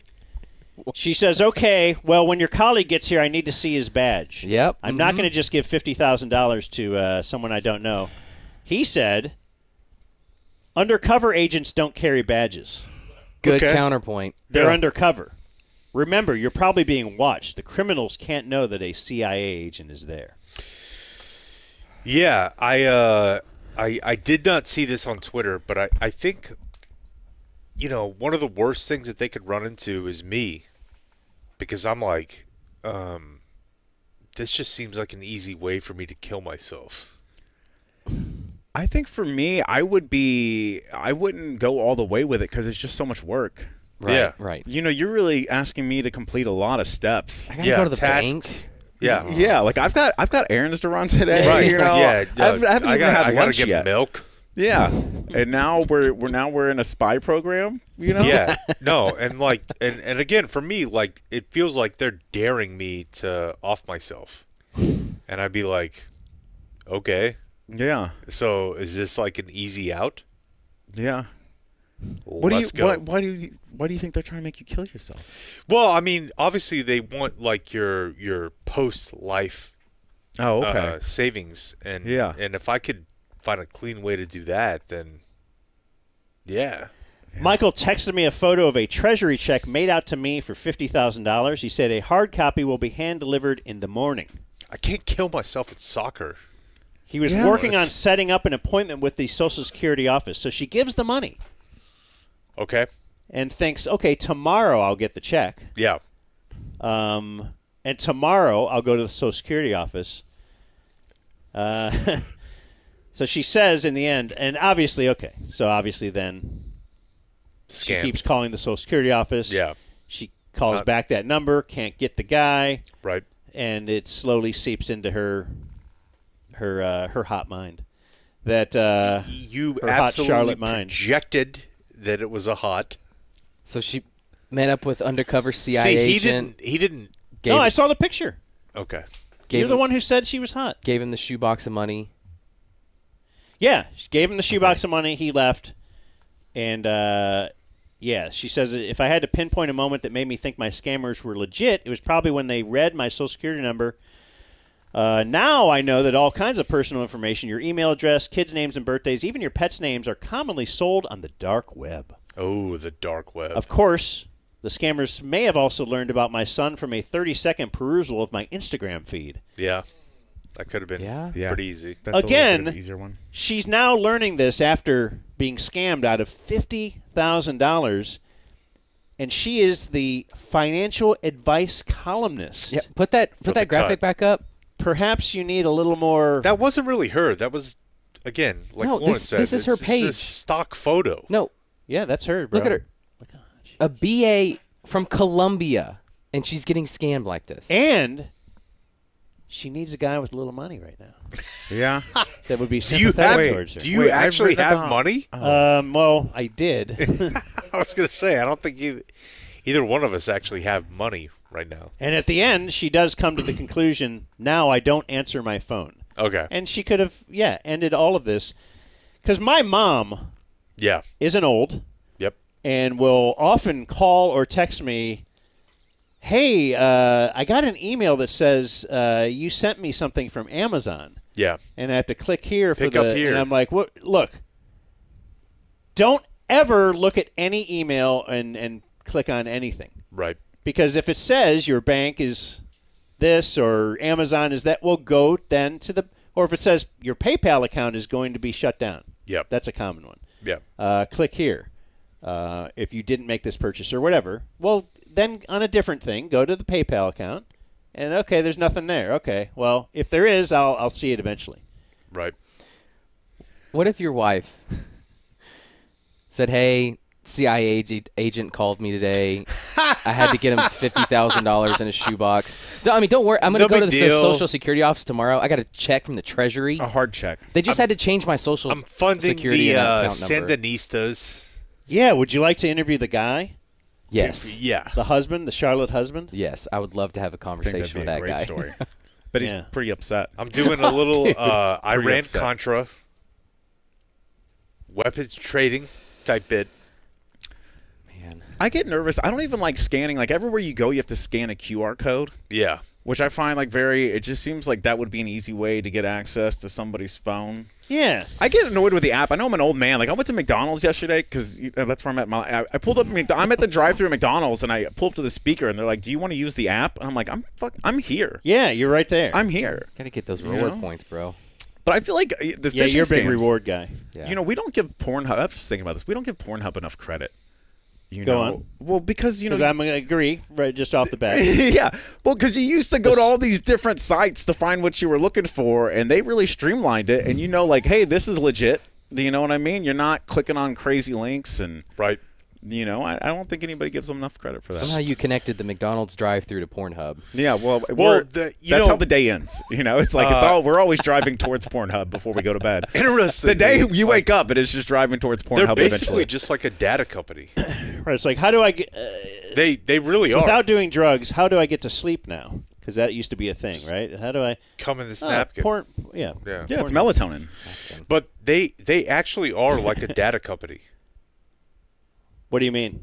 I don't know if you've ever. They're like selling your whatever. Yeah, I mean that everybody's selling you everything. Yeah, but it's free. So did you ever think about how it's free? There's no, commercials. I just thought they were really cool. Yeah. They're some nice guys. They're just awesome people who understand dudes. Yeah. Hey, speaking of Pornhub, dudes rock. Also on my list today. I gotta pee, by the way. All right, want to break and then? Well, I would like to. What? Well, that's a good tease, though. That is such a damn. tease. Yeah. One time I was driving my grandmother to see my mother, and we were driving through a neighborhood in East Dallas where we used to live. And my grandmother, with no prompting from me, she looks out the window and she goes, you can tell a bunch of Mexicans live there now. All the brightly colored buildings. And I didn't argue with my grandmother anymore. I didn't want her to take her hearing aid out. What I would do is I would text the racist things she would say to my other comedian friends. And on this day, I text what she said to my friends. And within 5 seconds, my buddy Jimmy responds to me with a screenshot where he had typed into Google Mexican apartments.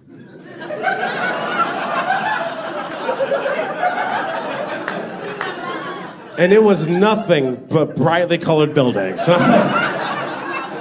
right, Grandma, you win this one. You win this one. You're listening to The Dumb Zone. No puppet. We're here with our new best friend, Lawrence Rosales. Hey, everybody. We can all see him. Got the dog. The dog likes me, so I'm You in. can see him.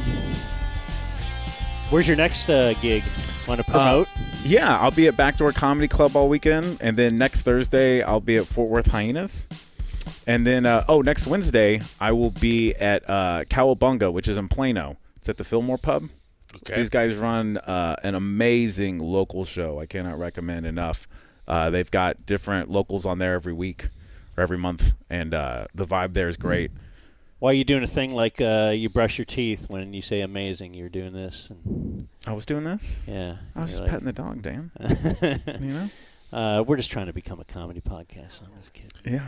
I told you they weren't ready. Yeah, no, yeah. I don't. Think I told you. I they don't were think ready. I tried. Why are with you the using air quotes? Dick suck joke. When you say amazing. Yeah. Okay. What did I tease?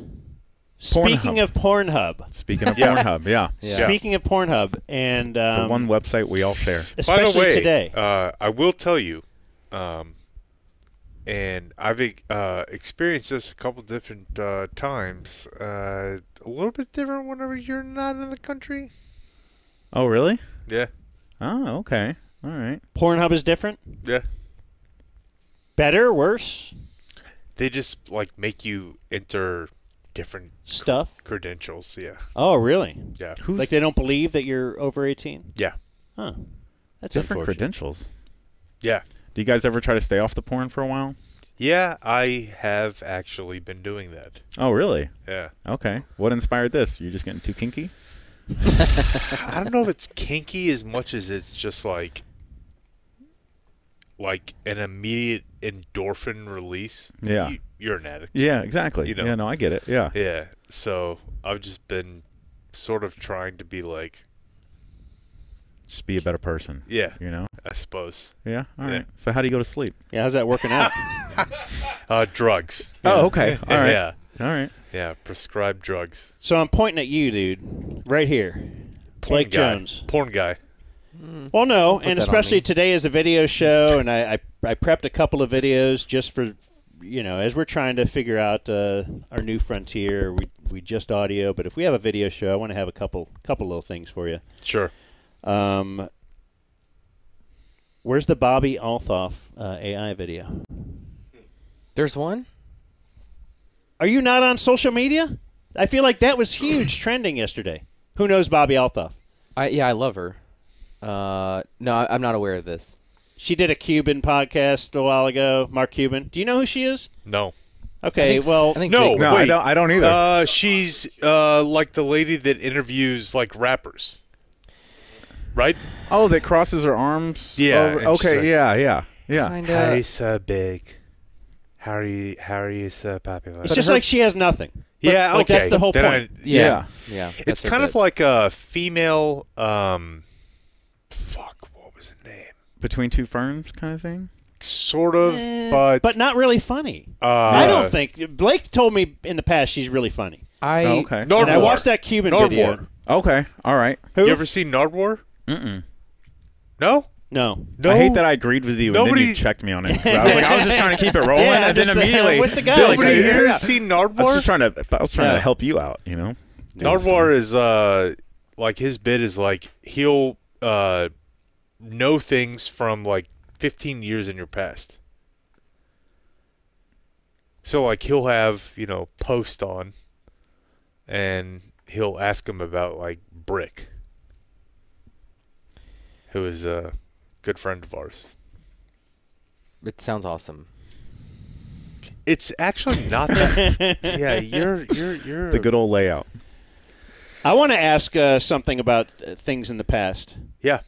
I want to ask Lawrence about the time he made fun of people with PTSD and got rushed by a Marine and his service dog. Oh no. Yeah. Okay. So I mentioned this place earlier, Hat Tricks. Whenever I was new, Hat Tricks was like, here's how it worked. So if you did good on Wednesday or Thursday, whatever, you got to come back on Friday and do 10 minutes in front of people that are waiting to do karaoke. It's this bar in Louisville, the worst place ever. In fact, it was actually owned by special teams coach Joe Avisano. Oh, really? He died. Oh, and then so I was there with the guy that took it over. He died overseas when he was a special teams coach, and a lot of people called him Coach Joe. Well, how did he get the nickname though? Well, because was he was a coach. The big question, yeah. Yeah. Oh, And his name was Joe. got it. So he owned that bar. Go ahead. So I'm there, and on Friday, like normally you're just bombing an open mic, but I'm there on Friday. Set's going good, and there's this dude sitting in the front row, and he was showing somebody else like a trailer or like a Kid Rock video on his phone as I'm like trying to do my closer. And I said to the guy, I was like, God, I really hate you right now. And he kind of bowed up a little bit, and I immediately, like, my back pedal was and at a comedy show, if you insult somebody and it hits, they're likely to get more angry. Yeah. So I go, I'm sorry, I don't hate you, because just the way he was kind of dressed, I was like, no, thanks for being here tonight. I don't know how you found out about the show. I didn't know trailer parks got Wi-Fi. And Hell yeah. and it kills in the room at the moment. Yeah. And the guy stands up and he goes, hey, I'm going to beat your ass. And, this is a place with clearly no security. And I was like, I wish you wouldn't. Yeah, I really wish you wouldn't. And then It'd be bad for me. And you got to realize, like, you got the light in your eyes. I'm just looking at a dude that's acting like an asshole, and then he jumps on stage and he tried to grab the mic from me, and I did the kid move where like I held onto it really tight and then let it go. Okay, and then he falls back? Yeah, he Nice. falls back, gets Funny. up, very drunk. He takes a swing at me. I swing back at him. We get separated by the audience, and then all of a sudden, as the audience is like getting him away from me, the woman who I hadn't seen before starts yelling, don't corner him, don't corner him. And I'm like, what the fuck is going on? And she goes, and he goes, you're making fun of veterans with PTSD. And in my head, I'm like, I have zero jokes about veterans with PTSD. Sure. You're just an asshole in an Aeropostale shirt. Like, I didn't know that, like, you can be a veteran with PTSD and be an asshole. But then all of a sudden this dog starts barking and it's running up back and forth in front of the stage. A dog that had like the service vest on. Yeah. But if the light was if I would have seen a service dog, I don't think I would have made the jokes that I made. But I did not see the service dog. Sure. So I just closed my tab and I got out of there. And then, but yeah, I made the Dallas Observer. Oh, nice. Made the Dallas Observer on that one. Yeah. So yeah, that's a little. And then he killed "Living on a Prayer" by Bon Jovi. No, About that 15 minutes. got up and- that dude's punched at least a couple ex-wives by this point. I Yeah. mean, this dude, Yeah. you know, No is doubt. a very Not his first time. Yeah, not his first time to be Yeah. in this situation. And, Yeah. So if you don't have the Bobby Altoff AI video, which I hear is a leak, and she has commented on it, but maybe we can get that for next week. Did you want me to like put it on the screen? I'm just interested. I just Well, want yeah, you to I'm- help a buddy. I'm also very interested. Okay. I did not hear about this yesterday. Okay, I'm surprised you didn't. You with your finger on the pulse of what's going on. I'm not always on social media. Well, I am. Always looking at our numbers. Yeah. Always shaking my head. Could be better. Could be a little better. Where is that cat? Oh yeah, we lost the there cat. he is. oh, There he ooh, is. blending in. Okay, Blending good. in. All right, we're good.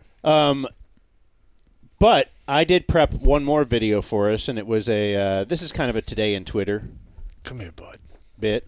Come here, bud. So this is Come here, bud.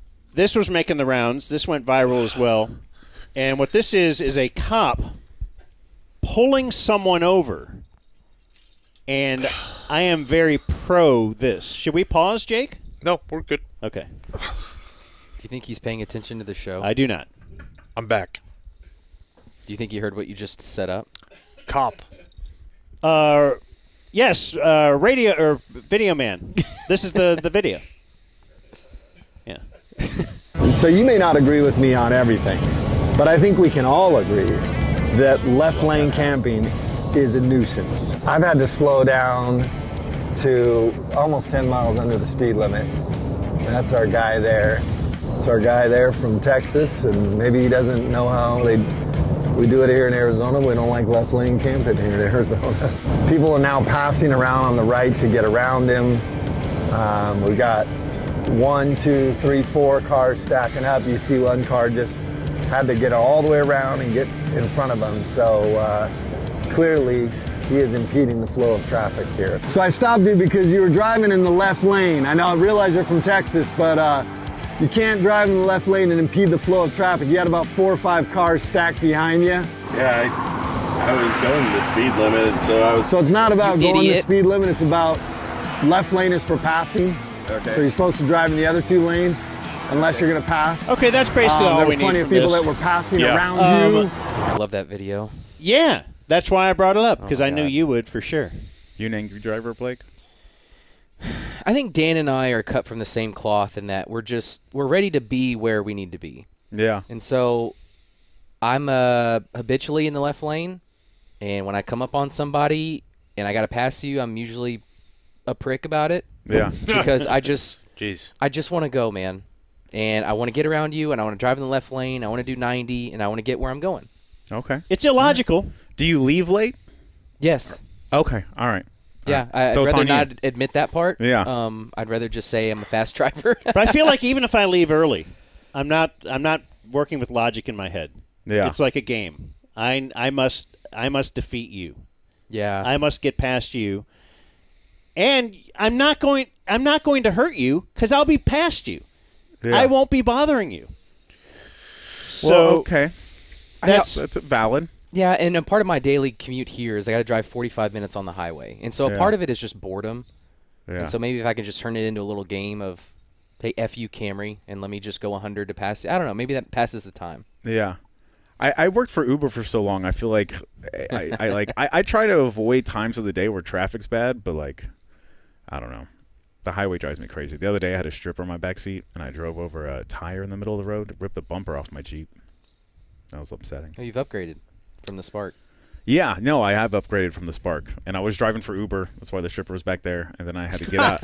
I had to get out of my car and go chase the bumper, and I thought she'd be like kind of, not like coaching me, like not like cheering me along, but I just thought she'd be a little bit more sympathetic. Mm-hmm. But she was very mad at me that I had to get out of the car and run and go get this bumper, and then she was really upset because the bumper doesn't fit in the trunk, so I had to put it next to her.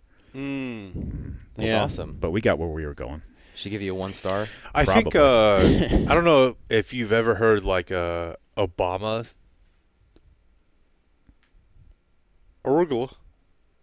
talk about like his family. I think it's Michelle's family, but it's like they had like a disabled, maybe a dad, mom, something like that. And they always had to make sure to be early because of whatever disability that this person had. And so for me, it's like, I try to think of it like I have to be a little bit early to make it like cool for the people that are not doing well. I thought Dan told us yesterday if you had someone with a disability, you could show up late.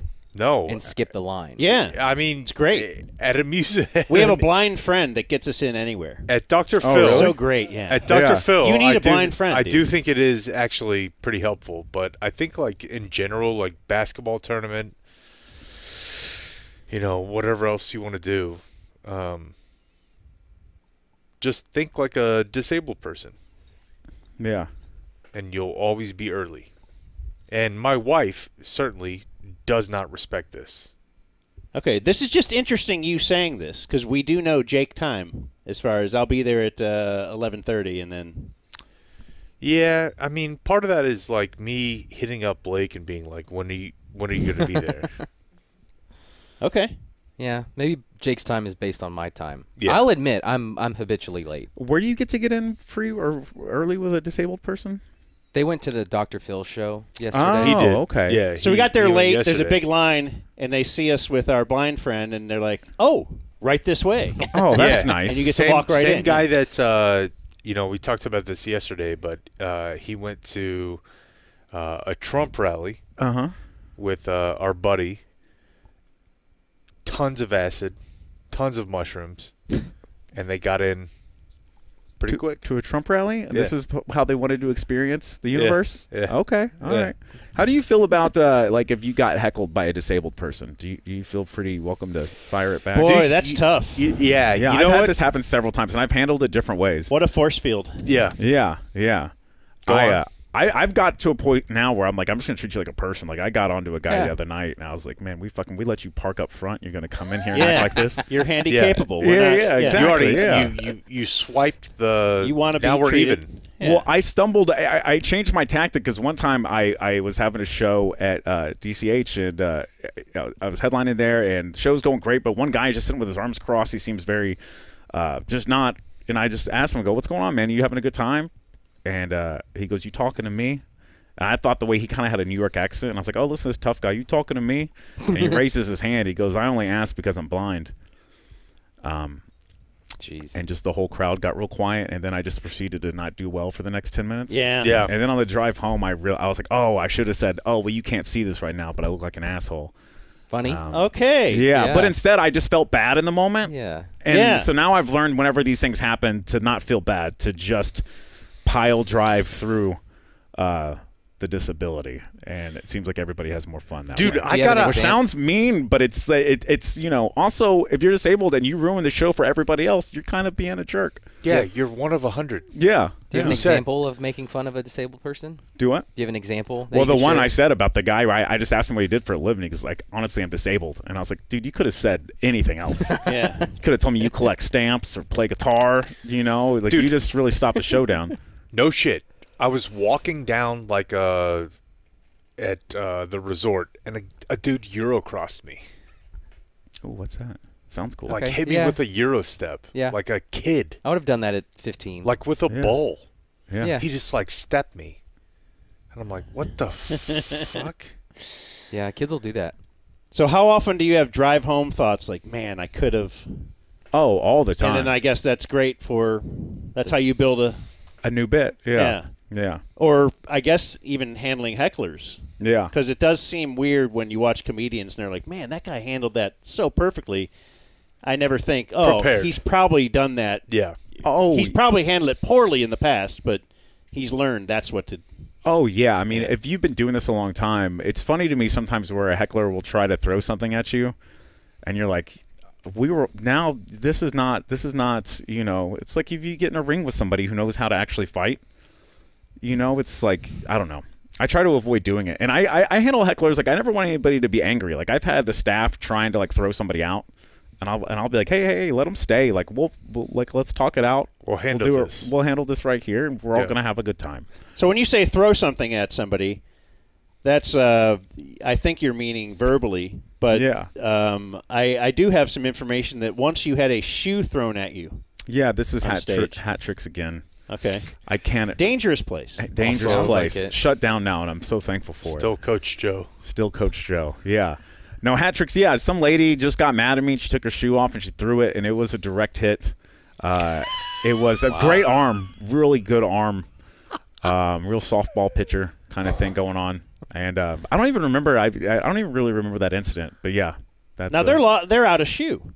Yeah, that feels like a big win right away for you. I think I tossed it back. Oh, okay. You know, you got to be a gentleman because you are a friendly guy. Yeah, I'm a friendly guy. You're not there to make people mad. Yeah, I said, please don't throw this again. You know, but here's your shoe back. But anyway, I'm pro that cop, the cop that we watched. I am very pro that. Yeah, same. I do remember when I first moved here, and I came from Ohio as fast as I could, and I lost my I think I let my driver's license expire, so I had to go get a new driver's license and had to take the test and everything. And in the test, like in the Texas laws of driving, whatever you call that, there's probably a really cool, easy word for it. But it does say in there, there's a section that says the left lane is for passing. It is for keeping traffic flowing. And so often, guys think I can just park at the exact speed limit in the left lane. And we should be able to do something. You should be able to shoot a tire out or something. Dude, I've thought about that all the time. I think about that a lot. I don't want to kill them. No. Shoot a tire? Yeah, shoot their tire out. Yeah. Now they got to pull over. Okay. Yeah. Or just give them a little bump. Seems maybe a bump, extreme. something. Yeah. You know, something that you should be able to do to them, but you can't. And cops don't usually go after that. So that cop in Arizona, I'm very pro that guy. Okay. You ready? You want to do some news today? I guess. It's not a ringing endorsement. Yeah, barely prepared. I would love to do some news. Okay. Okay. Here's Jake. That's what I want to hear. Yeah. Zone News. Well, the first thing I would say is I don't know what you guys did when I was gone, but what about this Keller ISD thing? Nothing? No. Okay. What happened? Well, apparently, because I can't move my family to a place that's peaceful, there is a documentary that was filmed at Keller, actually it's Central High School, without the kids in any way signing off on it. Well, what's it about? Just high school life? Conservative, like trans people suck. Oh. Yeah. It's like I think it's like a Norwegian film company, and they just come in and they're like, "Hey, we want to interview the principal," and then they like go through the holes. But no students signed off on it, and they just released it, and no parents. Oh. So is this like set up through the Patriot Mobile driven? 100%. That's what they're doing out here, Lawrence. They're getting school boards voted in based on fear of. I mean, we don't like woke, right? Yeah. So that's the. You should be afraid of woke, and I'm going to tell you what. You vote these people in, they're going to get all that woke garbage out of here.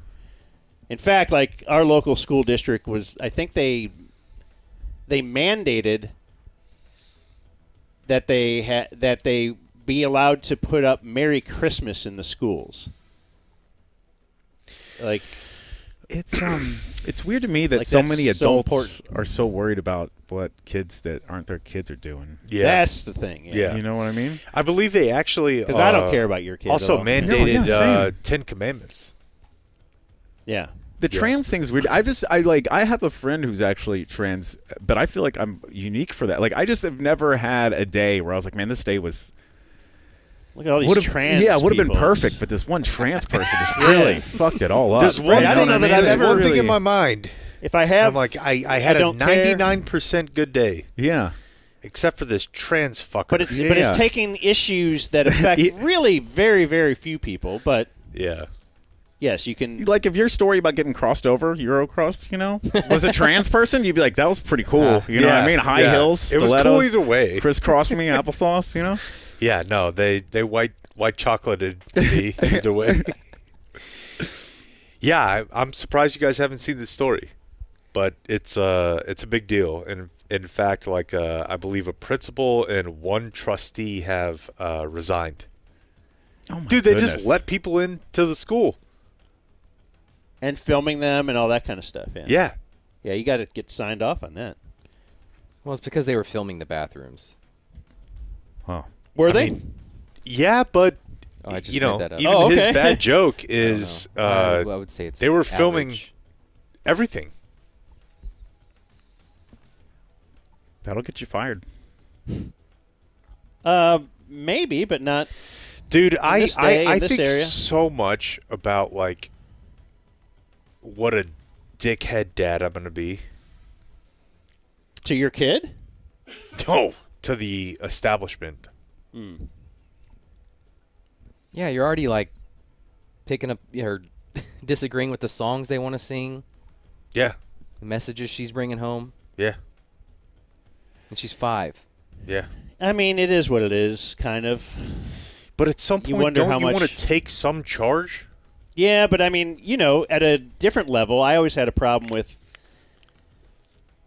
So when my kids were born, like you stopped, you're like, hey, I can't do meth because of this kid. Yeah. That seems good. And I thought my thing was what I'm feeding them. Yeah. And I would never feed them the fries and just the crap I ate. And I changed my game severely. Yeah. Well, I don't give them beer. No. But I just mean, so like also, the sweets and everything. It's Yeah. like, all right, they're going to have enough of this over their life. I don't need them eating, all this sugar stuff all the time. You're trying to raise them to be healthy. Well, they go to school. They start school, and every other day it's like, oh, it was so and so's birthday, so we had cupcakes. Oh, it was like, Yeah. they didn't really get that at home at all. Yeah. You're fine. Like if you grow up in a trailer, you don't really know there is a. I don't know that you're. Well, maybe you could tell me. Yeah. I grew up like apartment to apartment to apartment Same. with my grandma because my mom went somewhere. Okay, so similar. We had Very a similar similar. thing with grandma. Yeah. Me and grandma always watched the Golden Girls together, so we Yeah. got that going for us. Yeah. Yeah. But so your situation, and I didn't remember thinking, oh, this sucks because I live in a tiny apartment. I just thought this is where we live. Yeah. And so if you eat, okay, I got another example. How you can just train your kids. Okay. He's on fire. Yeah, because he loves this one. Yeah. So my kids grew up thinking I'm gonna smoke. that Christmas, opening presents every year, every kid must open their presents at like noon or 12:30. Yeah. Because Dad would wake up at 12.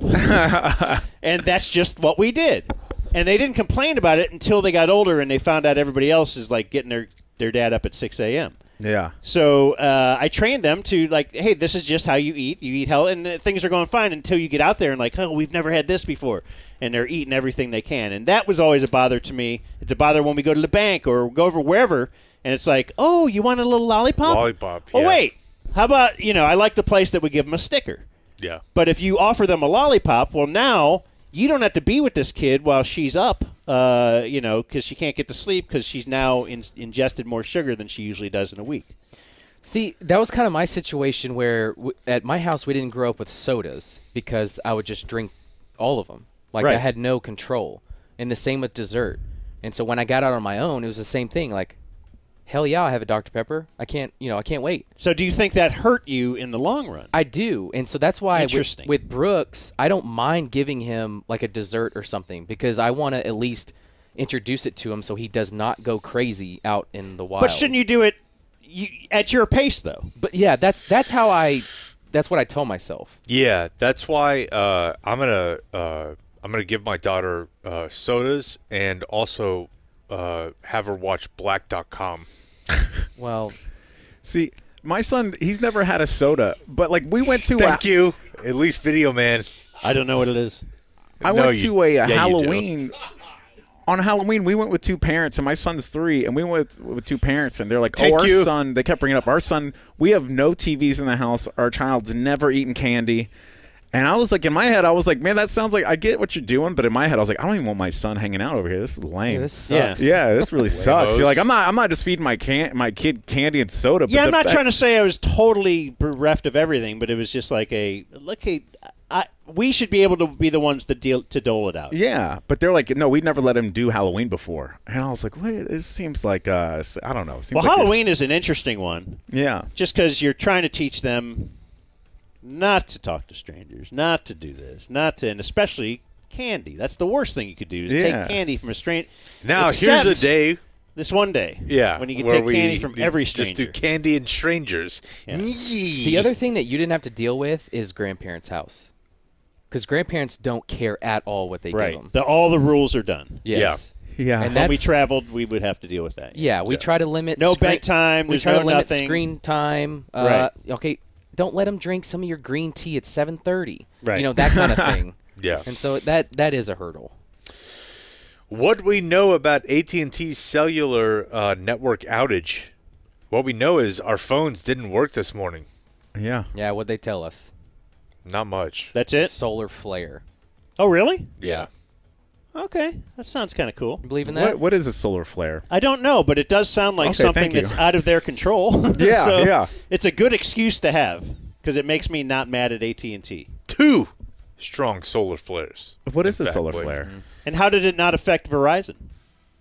They have solar flare protection. I think so, yeah. Yeah, they had the insurance or something. Yeah. Okay. I don't know. I thought my phone was jacked up this morning as I'm trying to call Dan, like, please don't make me feel so bad about quitting my job. Well, as Blake informed me, I'm on social media too much, so I was well aware that other people were dealing with this. Yeah. Yeah. I'm just looking for validation. Yeah. That people like me. You going through all the Patreon comments? Yeah. You heart the ones that says Dan's awesome. Yeah. Do you Dan's awesome. Do you guys read the comments on your stuff? I used to, but I don't now. No. Yeah, I don't. I've not. I see them stack up, and I've at times I will there's been a couple times on the special I've kind of scanned through, but not in the full read mode. I just kind of was like, okay, that's a lot of comments, that's okay, and then kind of collapse it and then keep it moving. A lot of times people are like, how did you not know how stars work? Yeah. And I'm like, fuck, I don't know. Like stars in the sky? Yeah. I have no idea how stars work. I know, that's what what I'm a solar saying. flare is. I don't know anything. Yeah, no. Yeah, It's on the marquee. You know what? The response to that should be, how do you not know that I don't know I about am a dummy. Yeah, Yeah. geez, you've been listening to us. Right. And so people will, people Hey, will be do like, some research. hey, yeah. why Before don't you get on the air, do some research. I'm like, well, it didn't come up. I can't believe that guy was that mad about Pat McAfee. That's going to stick with me for a little bit. But Told me- he's still a fan of ours. But he wants us to, do a little Do research. some research on Pat McAfee. Yeah. Okay. I agree with him. He sounds like a left lane camper. I'm with Lawrence. I'm not trying to make him mad. Oh, by the just way, want him to be did we talk about the Bluey thing? The cuck chair? Yeah. No. What do you think? I think they got a little something going on. Okay. One of the, who was it, animators? Yeah. Are you in this scene? My kids aren't young enough for this. Oh no, my son's obsessed with Bluey. I have the Bluey phone, the game on my phone. So Yeah. when we're doing a change, I can let him play it. That's cool. Yeah, it kind of keeps him focused. What's your opinion on it? On the show? Yeah. It's fine. Okay. It's enjoyable. They I got like a it. lot of merch. They got a lot of These merch. guys say, what, Blue, somebody's sleeping with their neighbor or something? What's going on here? Yeah, I Give mean, Lawrence your theories on there's Bluey. definitely always been a theory that he was sleeping with the neighbor. Wait, this is somebody doing. Do you guys remember the website Literotica? Yeah, So somebody's doing a Literotica. Yeah. On Bluey. Yeah. Man. Yeah. I don't know. And I don't so, know. in particular, I think that's why I'm good at writing because I grew up among- beating off the Literotica. among the last few episodes that they released, they're saying that there's a chair in the back that is clearly like a cuck chair. So this is like the dicks in Little Mermaid. Yeah, where the Leafs or C whatever go up. I think so weird to me. It's like whenever adults are too into Disney, you know. Yeah. It just Probably gets a little, so. Yeah. I think there's. But I mean, they are really happy. I think there's. So yeah, no, that's true. Yeah, it's a magical place. It started with. Unless you're in that chair. There was a pineapple in one of the episodes. Upside down. Which is a common swingers thing. Yeah. And then, just clearly during the Stump Fest episode, there was something going on with Chili. One of the neighbors. Just getting housed. Yeah. Just kidding. That's a weird, I don't know. It's weird to be with your kid and be like, is that a cuck chair in the background? I'm almost positive. And if you're not there with your kid, what are you doing? Dude, I would clean, I would absolutely clean her out. Jake likes the mom. You like the mom? Yeah. Hunter used to be this way with like Futurama. He'd be like, she's so hot. And I'd be like, that's a cartoon with one eye. But he loved that stuff. One pussy. Yeah. Jeez.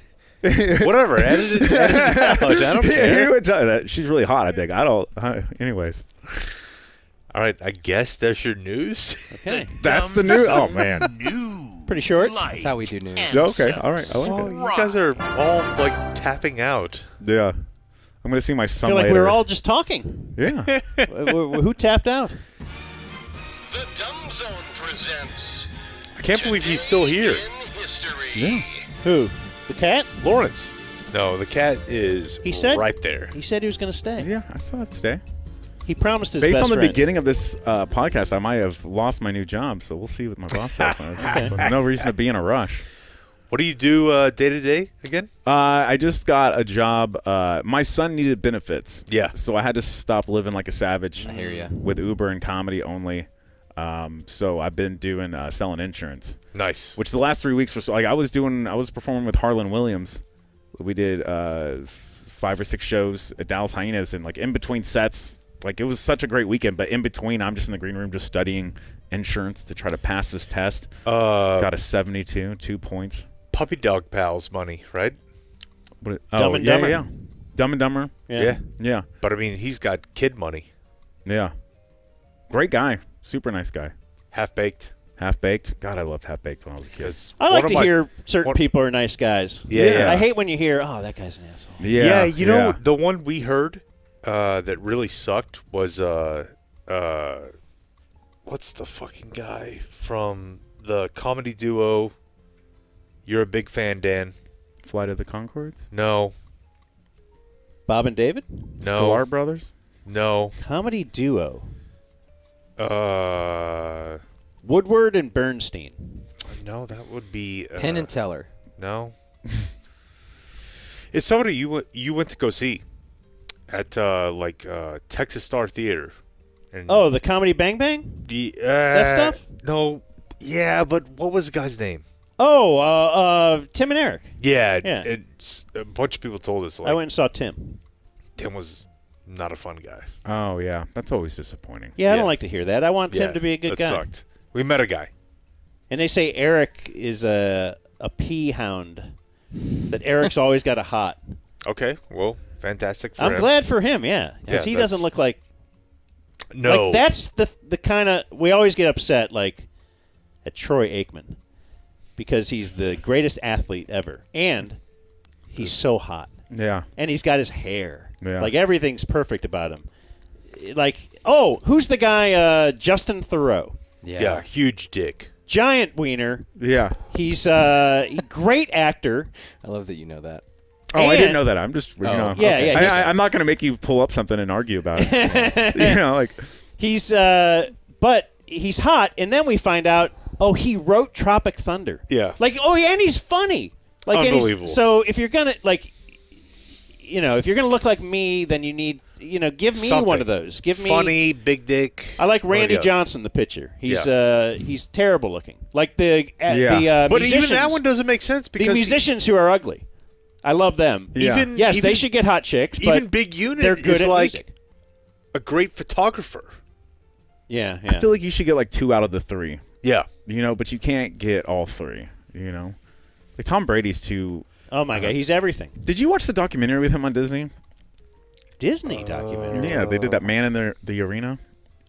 It's on ESPN Plus, ESPN, I think. yeah. I just It's on I the bundle. watched. It made me like him less. I think. Oh, really? Okay. He's also a pederast. I don't know what that means. Oh, he made out with his son. All right. He barely kissed his son. Oh man. Yeah. But you probably find that right next to video, the Rob. Bluey chair. Yeah. Today's Thursday, February 22nd. We're doing Today in History now. Okay. If you guys are cool with that. On this day in 1920, the first dog racetrack to use an imitation rabbit opened. Okay. In California. Never been to a dog racetrack. No. God, I Do think they the exist? Still. Yeah. When we would leave Alabama, the sororities would always go. It was a few years ago. I remember there was some kind of a Greyhound scandal, it felt like. Where dogs were dying, of course, Yeah. Just like They do. Yeah. As they do. Yeah. On What do this you day got, in- Blake? Yeah, you can go to Lone Star Bark and watch the dog races. Oh, yeah? Yeah. It's kind of weird that Greyhound is the the emblem for big slow buses. Yeah. Like if you really got to be somewhere and you're getting on a Greyhound and you see the Greyhound, it's kind of mean. Yeah. It's like, no, we're not doing that. You're like, Yeah, that is let me interesting. bet on that. Yeah. Yeah. On this day in 1980, it's the Miracle on Ice. Oh, Al Michaels. When I was on meth, I had a lot of miracles on ice. Yeah? Yeah. It can happen more than once. You know? Do you remember everything that happened during your a bender? Do you call it a bender? I A don't 2-day thing? I don't know if I forget everything or if I've just kind of blocked it out. Okay. Like I lost the key to a room and I don't need to go in there. There's nothing in there for me. Yeah. I'll keep. Yeah. You're doing basically like journeys. Yeah. It's like Memento, but like a lot of gay stuff happened. Good movie. Is it really gay, though, if you're on meth? No. That's I'm the just the deep question. On this day in 1984, David Vedder died. He was the 12-year-old Texas boy who spent most of his life in a plastic bubble because he had no immunity to disease. The exact opposite of Lawrence Rosales. Yeah. Who has Just immunity for every disease. Yeah, but I don't know. Put him down. Whoa. Well, he died because they removed him from the bubble. Well, that's what they put him down. Made-for-TV movie was John Travolta was the boy in the plastic bubble.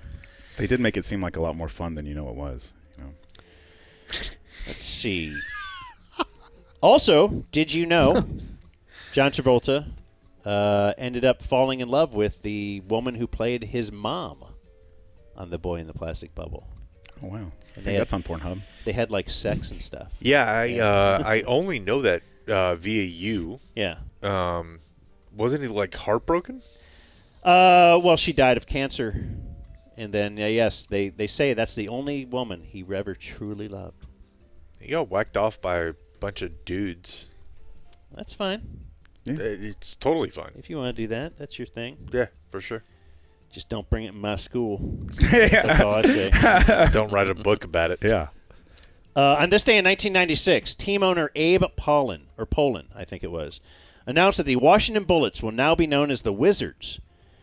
Starting next season, Pollin decided on the change because of the violent connotation of the team's name and Washington's high murder rate. Yep.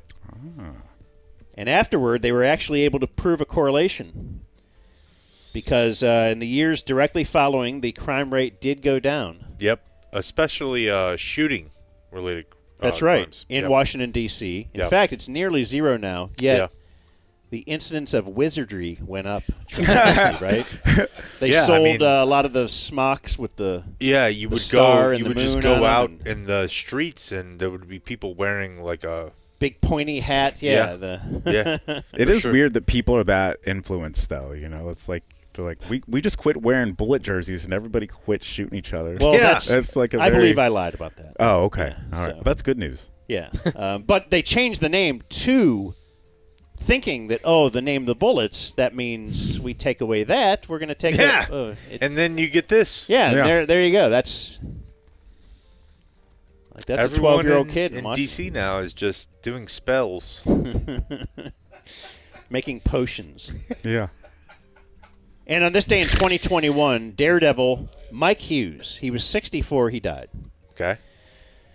So you may remember this story. He launched himself in a rocket. Oh. He said he wanted to fly to the edge of outer space to see if the world is round. He was a truther. Okay. Kyrie. And yes, his rocket, he's no Elon. Didn't work out. And look at Lawrence just laughing at this poor man. I think that's hilarious. Okay. That is but the way to believe in something and follow through. Yeah. If you're gonna. Yeah, I mean, if you really believe what you believe, then go out there and prove it. Died doing what he loved. Yeah, being wrong, which is what. We have today's birthdays: former Dallas star Brent Severin, 58. Former Dallas Mav Rajon Rondo, 38. Sevy used to yell at me like heavy when you were running the board for stars, whatever. Yeah. Why did you mess up? What do you think? Oh, I think you're perfect at No, I was like 24. Okay. And yeah, I made some mistakes. He was not a big fan. What was the next one? Rajon Rondo, who we got in the Dwight Powell trade. Jesus Christ. What are you excited about being in Dallas for? Oh, that was that press conference? Yeah. Mm-hmm. Julius Erving is 74. Now, okay. Do you remember the story that Julius Erving, every year on his birthday, Dr. J, you familiar with Dr. J? Dunks, of course, yeah. Mm-hmm. That he dunks on his birthday. Mm-hmm. So I was trying to find this year's Does He Dunk on His Birthday, and I couldn't find anything except for like a decade ago. Okay. And so let's take a look at the dunk on his birthday video and see if indeed you think he could dunk today. This is a decade ago. Oh. I would block that shit into the You would 300s. not do any of that, but let's see. Slow motion. I think he's barely getting it over.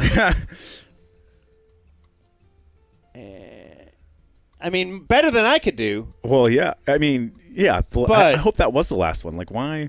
But if that's a decade ago, I'm thinking I'm not betting on Julius Erving. I'm going to put that in the bleachers.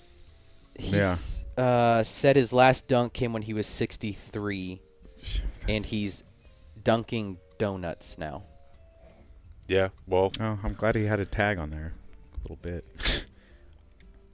Everyone's a comedian, right, Lawrence? I can tell you. Even Dr. J. Yeah. I can tell you where those donuts are going.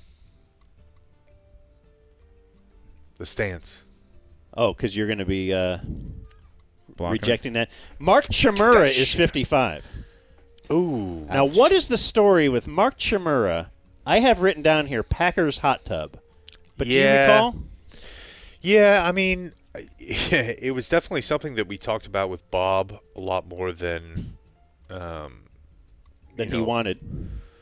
Well, I don't know about that, but I think it was, and I actually ran into this the other day a little bit. I think you can identify Dan.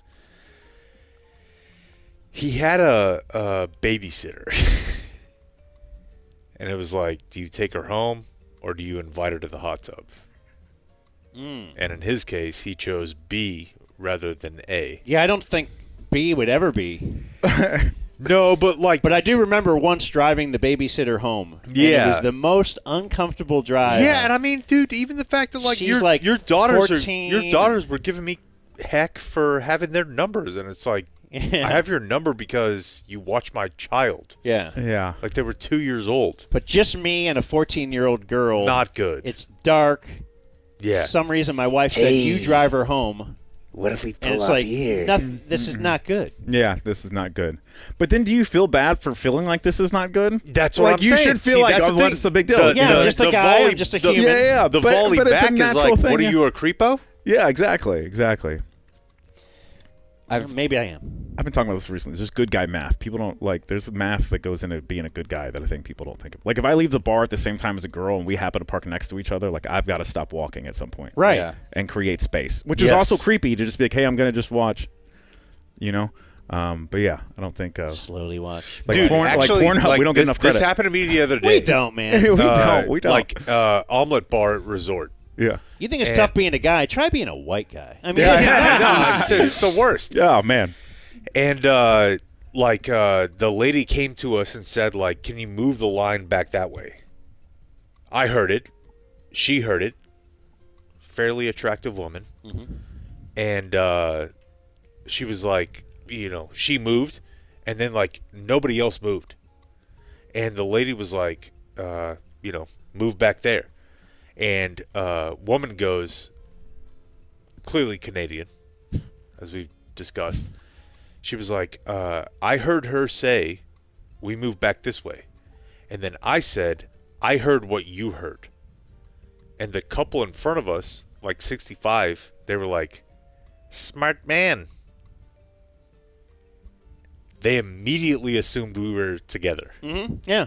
Oh. And so for the next 15 minutes, I just had to stand there with this woman. Right. That I was not, I definitely would have, whatever. Mm-hmm. Sure, because that's who you are. Guy who fucks. You're ready to tag. Yeah. You love the But bone. my point is just like, it was awkward. Drew Barrymore is 49. I think he's made like $1 billion. Huh? Drew Barrymore? Oh, no. I was thinking of Cleveland guy. Drew Carey? Yeah. Okay. No, she's kind of fallen off, yeah? Was she hot? I don't know where she ever was to fall off from. She was married to Adam Sandler, right? I don't think so. No, If she that was just the did movie movies. 50 First Dates. No, I think she actually was. No. No way. I'm guaranteeing she was Yeah. not married to Adam Sandler. Ooh. Was Drew Barrymore married to Adam Sandler? Jake will now look up the information. I say absolutely not. Yeah, The I say clock no. is running. Lawrence? Was that Tom No, Green? definitely no. It was absolutely Tom Green. Okay. Yeah. So, all right. Well, he answered that. Turn off that sound effect. What's Drew Barrymore was married to Tom Green for a year. Yeah, yeah. Oh, that's real love. It's longer than some. I mean, look at you throwing a stone. Yeah. Yeah, I No am. doubt. As if you've been You're married. the happy couple. You're not married anymore, right? Yeah, it's real confusing. Oh, okay. Yeah, it's real I hear confusing. in your special you're like, we're co-parenting. Yeah. And then my wife's like, oh, that means he's not married. I'm like, oh, The really? material changes week to week, and it's not based on my mood. Okay. Yeah. Rachel Dratch is 58. Funny, I think. Okay, who was she married to? Don't know. Okay, I thought you just knew all that. Adam Sandler. Paul Lieberstein is 57. Blake knows. It's got to be King of Queens. Nope. Eminem's manager? Oh. No. Toby from The Office. Oh. That was a I good thought you were a guess, big though, Office whenever you guy. said Paul that, yeah. Rosenberg. Rosenberg, yeah. Did I do something bad? All right, what was closer? His Drew Carey, Drew Barrymore, or I don't know. Probably him. Rosenberg skit? I know, Rosenberg but skit, yeah. I just remember seeing Paul with Skid. I couldn't remember the last name, but you're right. Paul Dooley is 96. He's Toby the dad sucks. in Chris 16 Candles. What? Toby sucks. Toby from The Office? Yeah. Don't believe his character. Like, he's actually probably a great guy. Yeah. Real fun to be around. Yeah. And Nicholas Pileggi is 91. The author of Goodfellas, which is actually called Wise Guys. Dan. Great book. You Goodfellas fan? Yeah. Oh, for sure. Okay. That Casino? That's the my all-time movie. Yeah, and he wrote Casino as well. Yeah. I don't know if you knew that. I missed that era. You know, before Marvel movies, there's just gangster movies. Those good times. Yeah. He is actually married to someone famous, Nora Ephron. Oh, wow. So how about that? Now you Okay. can use that information at parties this weekend. It's gonna be Yeah, great. I definitely will. Born on this day, now they're dead. George Washington. Oh, okay. Fat Bowl. You're like, oh, I recognize him. Yeah. I've seen him before. I know that name. Yeah. Something public school. Finally, a guy I've heard of. Yeah. And Steve Irwin. Oh, Stingray. Yeah. Yeah. Jake's future father-in-law? Jake likes Bindi. Dude, she has some heavies. I have a little problem. Like you said, you have a problem if it's somebody you've seen that was famous when they were little or young. Yeah, and then actually, I adopted this from you. Was it because of Miley Cyrus? Yeah, because my daughters would watch whatever that Miley Cyrus show was. Hannah Montana. Okay, and then she ends up being hot, and I'm like, oh no! But I remember her as an 11-year-old. Right. Yeah. So now that she's hot, how do I? I'm not like whatever president. There's one president that met his wife when she was a baby. Is it? I feel like. Who is it? The French president. Macron. No. He's married to like Macron is married much to his older teacher. Lady. Yeah, but we're talking about a lady. Somebody like Taft or somebody. Fillmore? Maybe. Somebody. Yeah. That era. Well, era before we know anything. He met his wife when she was a baby. Yeah. Like it was a daughter of a friend. Yeah. Oh, that's really weird. Yeah, and then he ended up. I don't think Miley Cyrus is much, but he loves Miley Cyrus. I think it reminds me of Torchy's Tacos, like how you can get one of them trashy. You know what I mean? It's just like but it's like that's attractive. Here's what you have to understand. If you heard the term like whiskey tango, I'm as white trash as it gets. Yeah, and that's what I like. But like, who is like a hot pop celebrity? Like it's like a Jessica Simpson. It's like I'll take the Jessica Simpson, but trashy, and then like just Miley Cyrus comes out. Put some. Isn't that just Ashley Simpson? Oh, yep, there you go. Steve Irwin, of course. Bindi the Jungle Girl was a TV show that was on along with Steve Irwin's Crocodile Hunter. That's tough for you. My kids would watch. It's not that tough. She's pretty hot. Yeah. There's a level of I'm not going to care. Because she looks way different. In fact, because her up top's really she looks way different. Yeah, that's not. I actually don't think she does look that different. So I think it's pretty creepy. It was Grover Cleveland. It was Grover Cleveland. So he was 49 and married a girl who's 21. Yeah. If you're famous and wealthy or president, the president. I mean, people have been doing it for president. Millions Actually, of years. I don't think falls into that category. Millions of years. Would you risk it for that? Consider the era. Oh, he's thinking. I thought we were going to quit. No, that's an attractive woman. He definitely contemplated. Yeah. You would think the 1900 era. The shade of the shade of the photo made me think of my grandmother, so I had to take a second. Yeah, you know what I mean? Like creepo. Yeah, but it's not though. It's not what she looks like. It's just that time frame of the photo. Yeah. You know? Yeah. Yeah. Era adjusted. Yeah. But in the end, we give a thumbs up. Died on this day, still dead. We do have, of course, the boy in the plastic bubble. We have Charles Blondin, who walked across Niagara Falls on a tightrope, not in a tightrope. Damn, not easy. That's cool. You guys are so stoked on Niagara Falls for some reason. You got to go, dude. It's really cool. Have you been? No. Okay. No. And I do love all this. When you go to the little Niagara Falls Museum, They show you. Well, it has like pictures of all the people who tried to go over Niagara Falls in a barrel. Yeah. Oh. Which seems like that's a bygone era. Yeah. Now dead.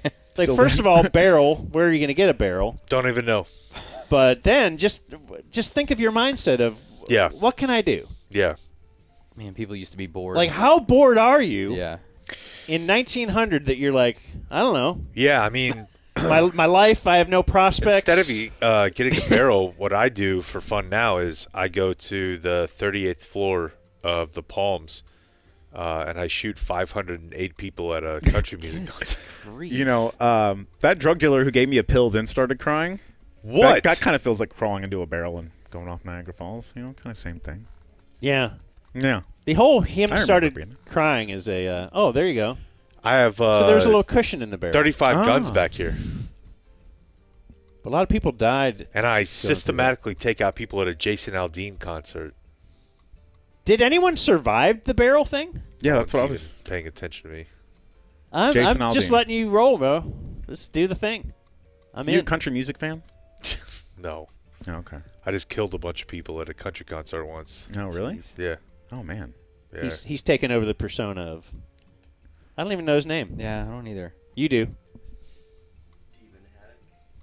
That sounds right. We are way too comfortable with MASH. I was doing a show the other. Stephen Paddock. I was doing a show the other week, and I have a bit that I open up about it's on the special about the parking and like something people try to make things more positive. I pulled in my apartment. There's a bunch of shootings, whatever. But I opened up with that bit, and I like had taken it further. And in the front row, I just act like I'm doing like an act out, and I'm just like blop blop blop blop, and the audience is just clapping and loving it. Yeah. And even in my head, I was like, shoot, I was trying to upset you guys. Like, I was trying to wind them up, and they were like, we love it, mass shootings. And I was like, man, we've really got a problem here. I can't even get you guys upset about it. Like if you have a Columbine situation now, you're like, Tuesday? that doesn't even make. Yeah, that stopped down everything for a day. Yeah. Anyway, also died on this day Reggie died? Roby, who was the Jackie Robinson of punters because he was black. Yeah. And he punted. And Jackie Very Robinson good punter, also black? in fact. Yes, I'm aware. Yeah. Yeah. All right. Well. And that was Today in History. I don't know if we have any closing remarks. Hunter, do you want to offer anything? I got nothing. Oh, you got a bag? We would like everybody to go to Lawrence Rosales' YouTube page. It's on the I'm a Fan of Network. Just go in, type Trina, please. Trina, T-R-E-N-A. He is. It's great. I love the YouTube special. Fantastic. Thank you very much. You're not as heavy on Twitter as you are on like the Gram and stuff like that. Yeah. Isn't that a weird? Like, what do I? Get big on here. I think Twitter at some point, just as I was getting healthier, mentally healthy, it's like I tuned down. Like I post a lot of stuff and I keep the social media going, but I try not to engage with it. And Twitter's just, I don't know. A lot of noise. So you're trying to improve your mental health. You're saying that is not part of the equation is more Twitter. More Twitter, yes, for sure. Yeah. Less meth, less Twitter. Mm-hmm. A lot more Planet Fitness. So I think this day went well. I'm happy with it. Okay. The dogs and cats are now getting along. Yeah. Like it took a while, but like the dog is just napping over here. Your cat's napping. Mm-hmm. We're all friends now. I hope you'll do it again. I would love to do it again. Dude, I had a fantastic time. Yeah. You're a very funny dude. Lawrence Rosales, everybody. Oh, thank you guys. All right, Blake's kind of give you a polite golf clap. He's not as impressed, but I am very impressed. You just clapping in the microphone? I was the only one that didn't insult him when he came up. Well, thanks, I Steve. gave him a hug. Yeah, he didn't want that. Not everyone wants to be touched that way. What a dick. Adios, mofo.